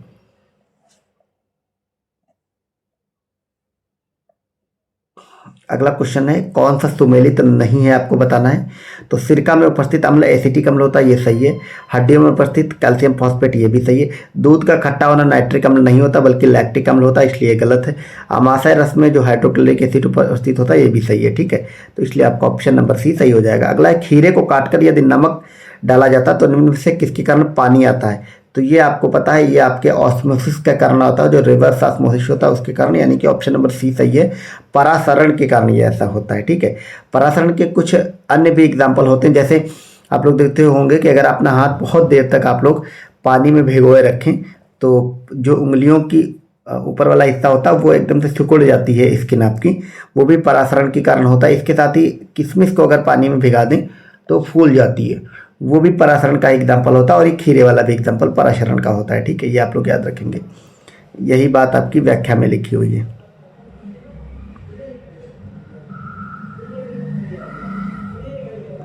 ये जो अर्धपारगम झिल्ली वाली बात लिखी है, यही लाइन सेम उठा के आपके जो अभी आरओ का एग्जाम हुआ है, जो कि मतलब लीक होने के कारण कैंसिल कर दिया गया है, उसमें पूछी गई थी।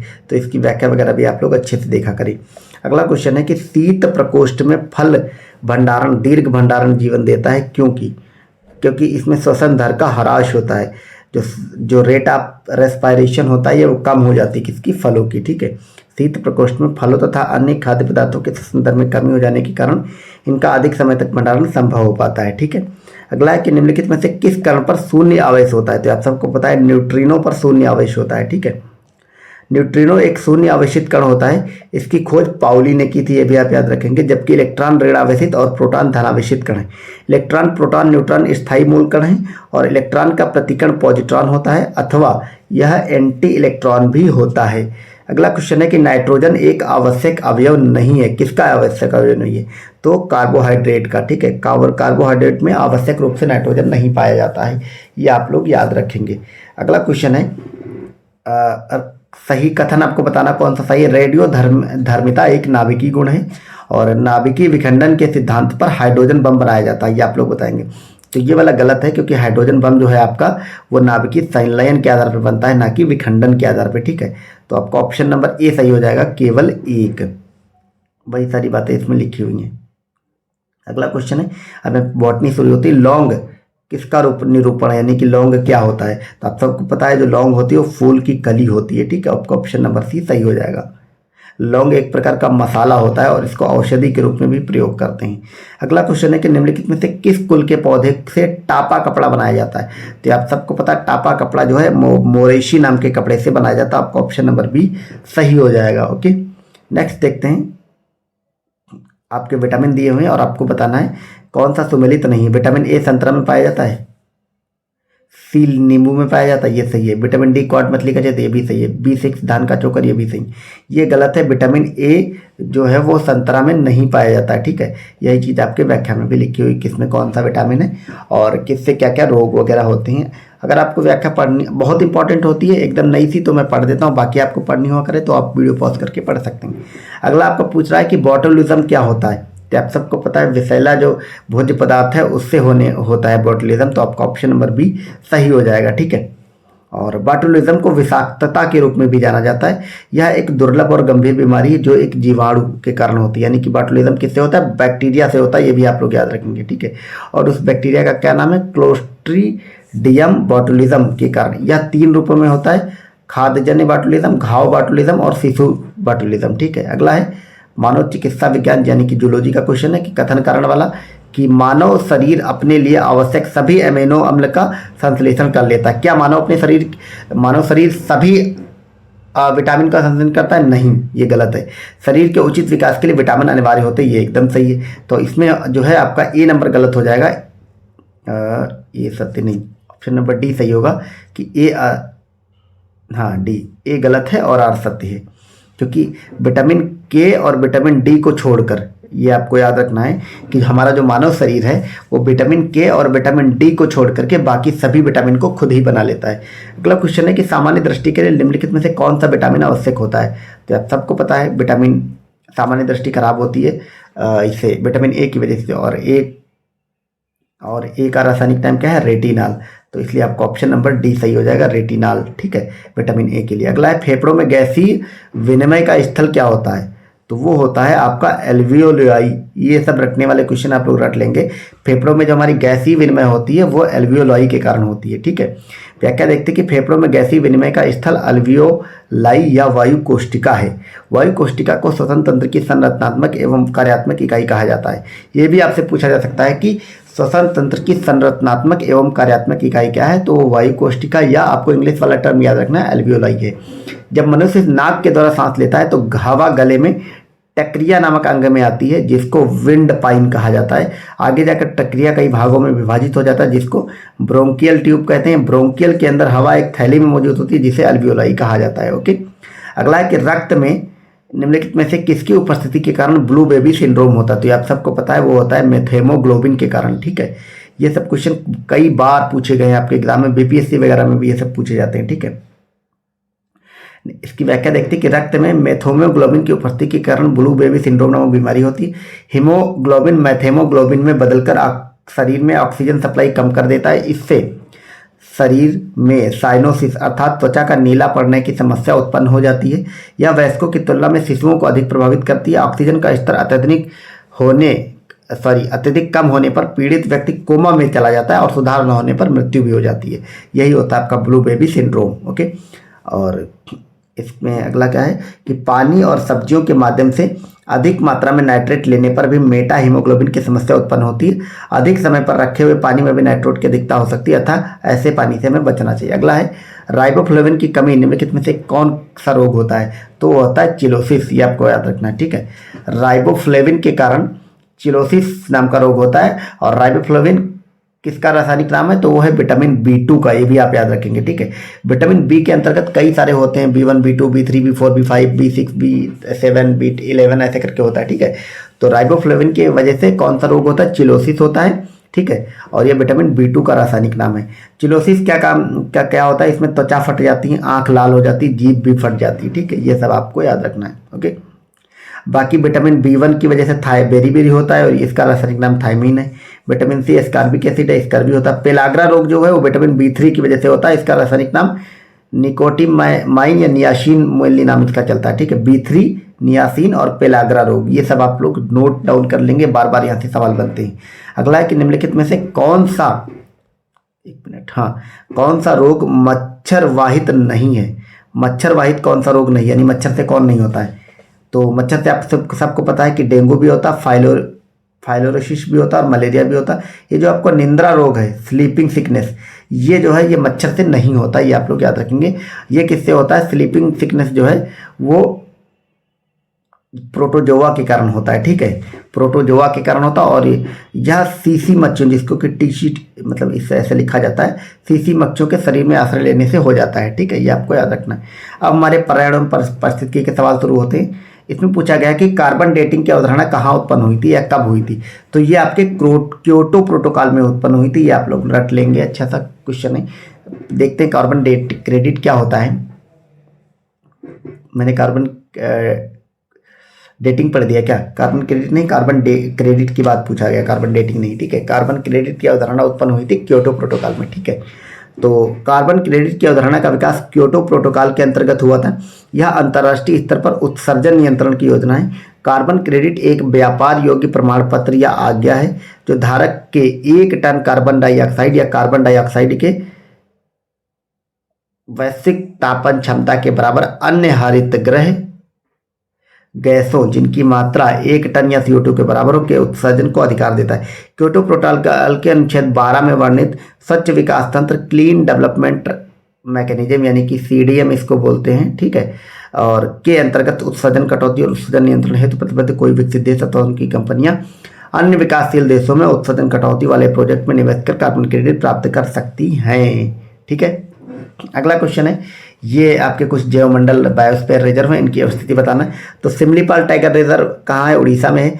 पंचमढ़ी कहाँ है, मध्य प्रदेश में। नंदा देवी उत्तराखंड में और नोकरेक मेघालय में। उस हिसाब से आपका ऑप्शन नंबर बी सही हो जाएगा। अगला क्वेश्चन देखते हैं, 100 नंबर क्वेश्चन पे हम आ गए हैं कि पारिस्थितिक तंत्र के विविध अवयव आपस में एक दूसरे पर निर्भर नहीं है। गलत स्टेटमेंट है क्योंकि निर्भर है। मानव क्रियाओं से वातावरण प्रभावित होता है, ये सही है, ठीक है। तो इसमें आपका ऑप्शन नंबर डी सही हो जाएगा कि ए गलत है और आर सही है। अगला है कि निम्नलिखित में से किस वर्ष में भारत सरकार द्वारा पर्यावरण संरक्षण अधिनियम पारित हुआ। 1986 में। बहुत बार यह क्वेश्चन पूछा जाता है और ये सारे जो पर्यावरण वाले एक्ट हैं आपको रट लेने हैं कि पर्यावरण संरक्षण एक्ट 1986 में, ठीक है। और वन संरक्षण अधिनियम 1980 में, वन्य जीव संरक्षण अधिनियम 1972 में और जैव विविधता अधिनियम 2002 में, ठीक है। ये सबके सन आपको याद रख लेना। विश्व ओजोन दिवस ये 16 सितंबर को मनाया जाता है, ये आप लोग याद रखेंगे। और वर्तमान में जो भी इसकी थीम होती है वो सब भी आप लोग याद कर लिया करिए, ओके। अगला क्वेश्चन, निम्नलिखित में से कौन सा वायु प्रदूषक का सूचक है। तो आप सबको पता वायु प्रदूषक का सूचक जो है वो शैवाल होते हैं, लाइकेन होता है, ठीक है। लाइकेन शैवाल और कवक का मिश्रण होता है और यही लाइकेन जो है वायु प्रदूषण का सूचक होता है। बार बार इससे सवाल पूछे जाते हैं, ठीक है।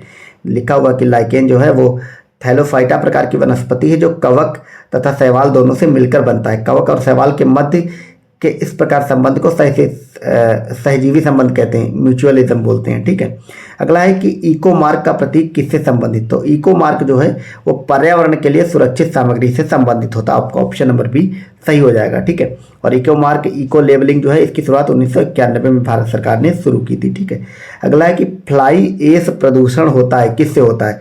तो आप सबको पता है फ्लाई एश जो है वो थर्मल पावर प्लांट से होता है, यानी जो आपके ताप विद्युत संयंत्र हैं उससे जो आपकी राख वगैरह उड़ती निकल के बाहर आती चिमनियों से, उससे आपका फ्लाई एश होता है, ओके।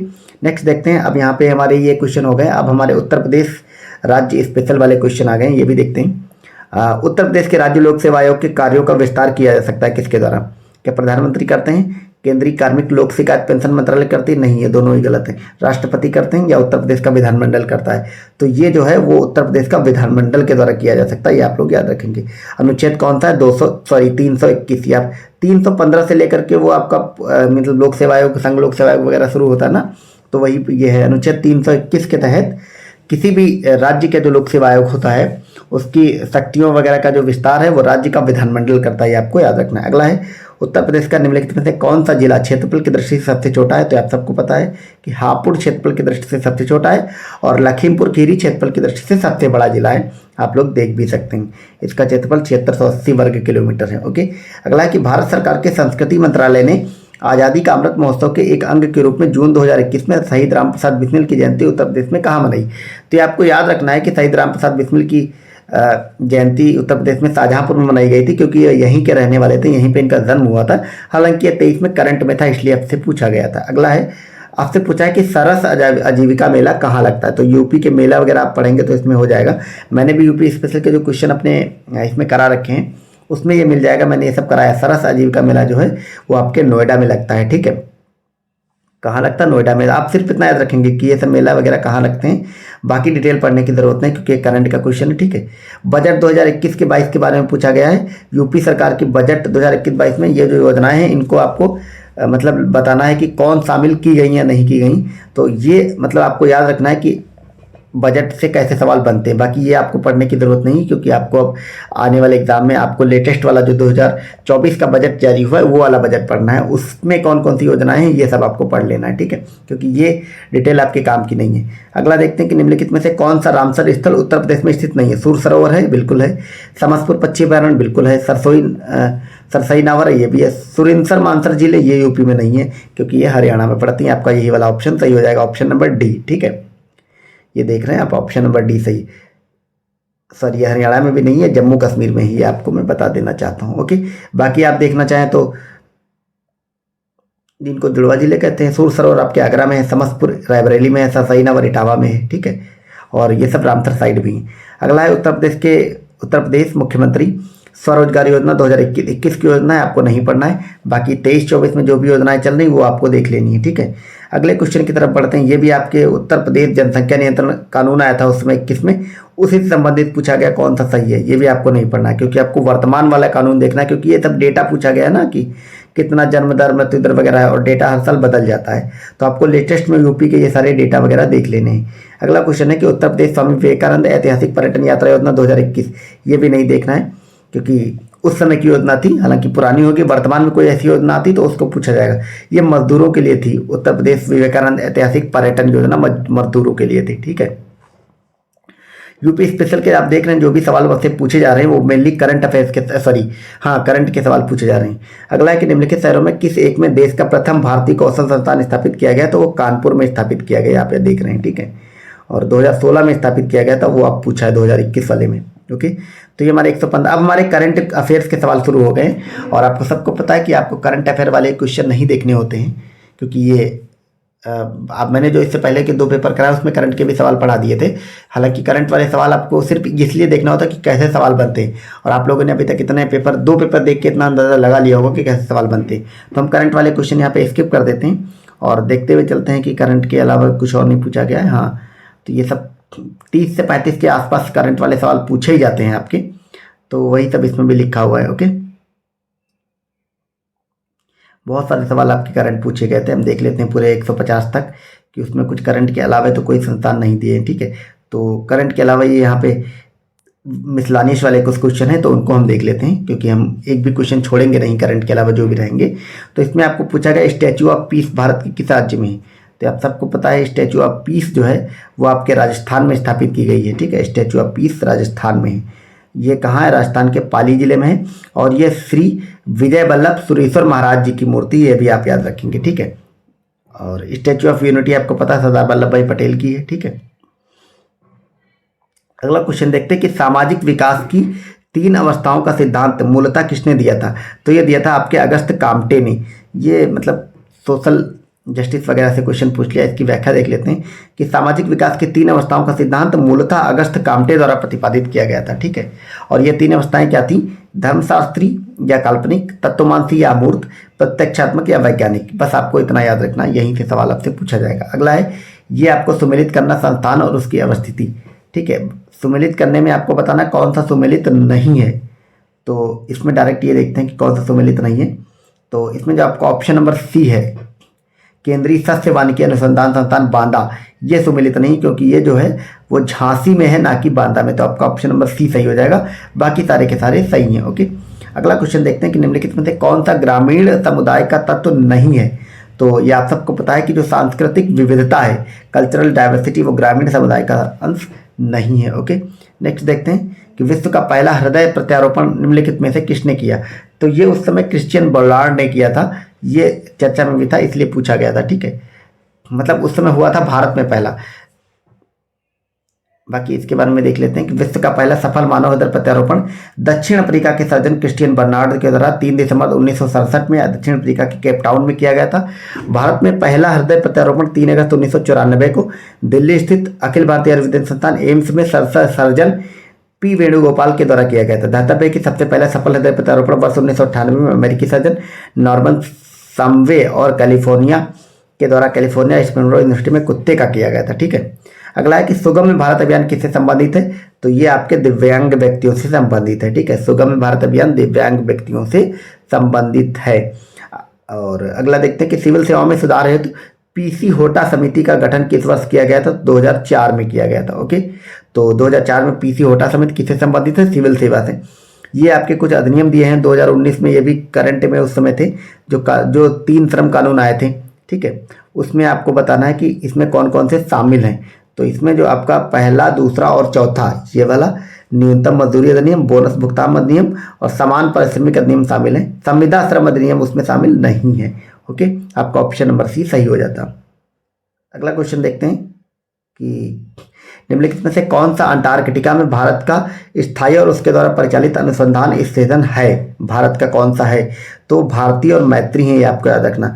भारतीय है लेकिन आर्य नहीं है। भारतीय और दक्षिण गंगोत्री अब नहीं है, और दक्षिण गंगोत्री और मैत्री भी नहीं है। ठीक है, क्योंकि ये दक्षिण गंगोत्री वाला आर्कटिक में है, ना कि अंटार्कटिका में। तो आपका ऑप्शन नंबर सी सही हो जाएगा। ओके, अगला है कि नीति आयोग के द्वारा चलाए जा रहे आकांक्षी जिला कार्यक्रम के अंतर्गत उत्तर प्रदेश के कितने जिले शामिल हैं। तो उसमें 8 जिलों को शामिल किया गया है। ये फैक्चुअल इन्फॉर्मेशन है, आपको रट लेनी। ओके, अगला है कि निम्न में से किस संगठन द्वारा कोविड-19 के पश्चात दौर में वैश्विक अर्थव्यवस्था के दाने द ग्रेट रीसेट प्रयास को आरंभ किया गया था। तो ये आप सबको पता है, ये आपके विश्व आर्थिक मंच ने किया था। ठीक है, वर्ल्ड इकोनॉमिक फोरम। यहाँ पे आपको अगर ऑप्शन में WHO दे देता तो उससे कंफ्यूज नहीं होना है। ठीक है, तो ये आपका द ग्रेट रीसेट प्रयास जो है वो कोविड से निपटने के लिए WEF ने शुरू किया था। ओके, नेक्स्ट देखते हैं, हमारा लास्ट क्वेश्चन है, योजनाएं दी हुई हैं और उनके सन दिए हुए हैं, आपको बताना कौन सी योजना कब लागू हुई थी। डायरेक्ट हम व्याख्या देख लेते हैं कि इसमें आद आदमी बीमा योजना, ये क्या है। 2007 में शुरू हुई थी। PM आत्मनिर्भर स्वास्थ्य योजना 21 में, प्रधानमंत्री जन आरोग्य 18 में, प्रधानमंत्री सुरक्षा बीमा 2016 में। तो ये यूपीपीसीएस का नेचर रहा है कि वो लोग कौन सी योजना कब लागू हुई ये पूछ लेते हैं। तो इस प्रकार हमने 2021 का कंप्लीट पेपर देख लिया, अच्छे से एनालिसिस किया, पूरी व्याख्या देखी है। आप लोग को वीडियो कैसा लगा आप लोग कमेंट कर में जरूर बताइए, और मुझे ये भी कमेंट करके बताइए कि क्या मैं आगे के अब हमने 21, 22 और 23 3 पेपर कवर कर लिए हैं, क्या हम 20 से लेकर के पिछले 10 वर्षों के 2010 तक के सारे पेपर बना दें। अगर आपको ये यूज़फुल लग रहा हो और आपको लगता है कि इसकी ज़रूरत है तो मैं करा दूंगा, क्योंकि अभी आपके एग्ज़ाम में काफ़ी दिन है। और यूपीपीसीएस में आप सबको पता है कि PYQs का कितना वेटेज होता है, 40 से 50 सवाल PYQ से ही आते हैं। तो अगर आपको लगे कि वो ज़रूरी है तो मैं आपको सारे वीडियोस जरा दूंगा, आप लोग कमेंट सेक्शन में बता दीजिएगा। ओके, तो चलिए वीडियो को यहीं पे एंड अप करते हैं। वीडियो को पूरा देखने के लिए बहुत बहुत धन्यवाद।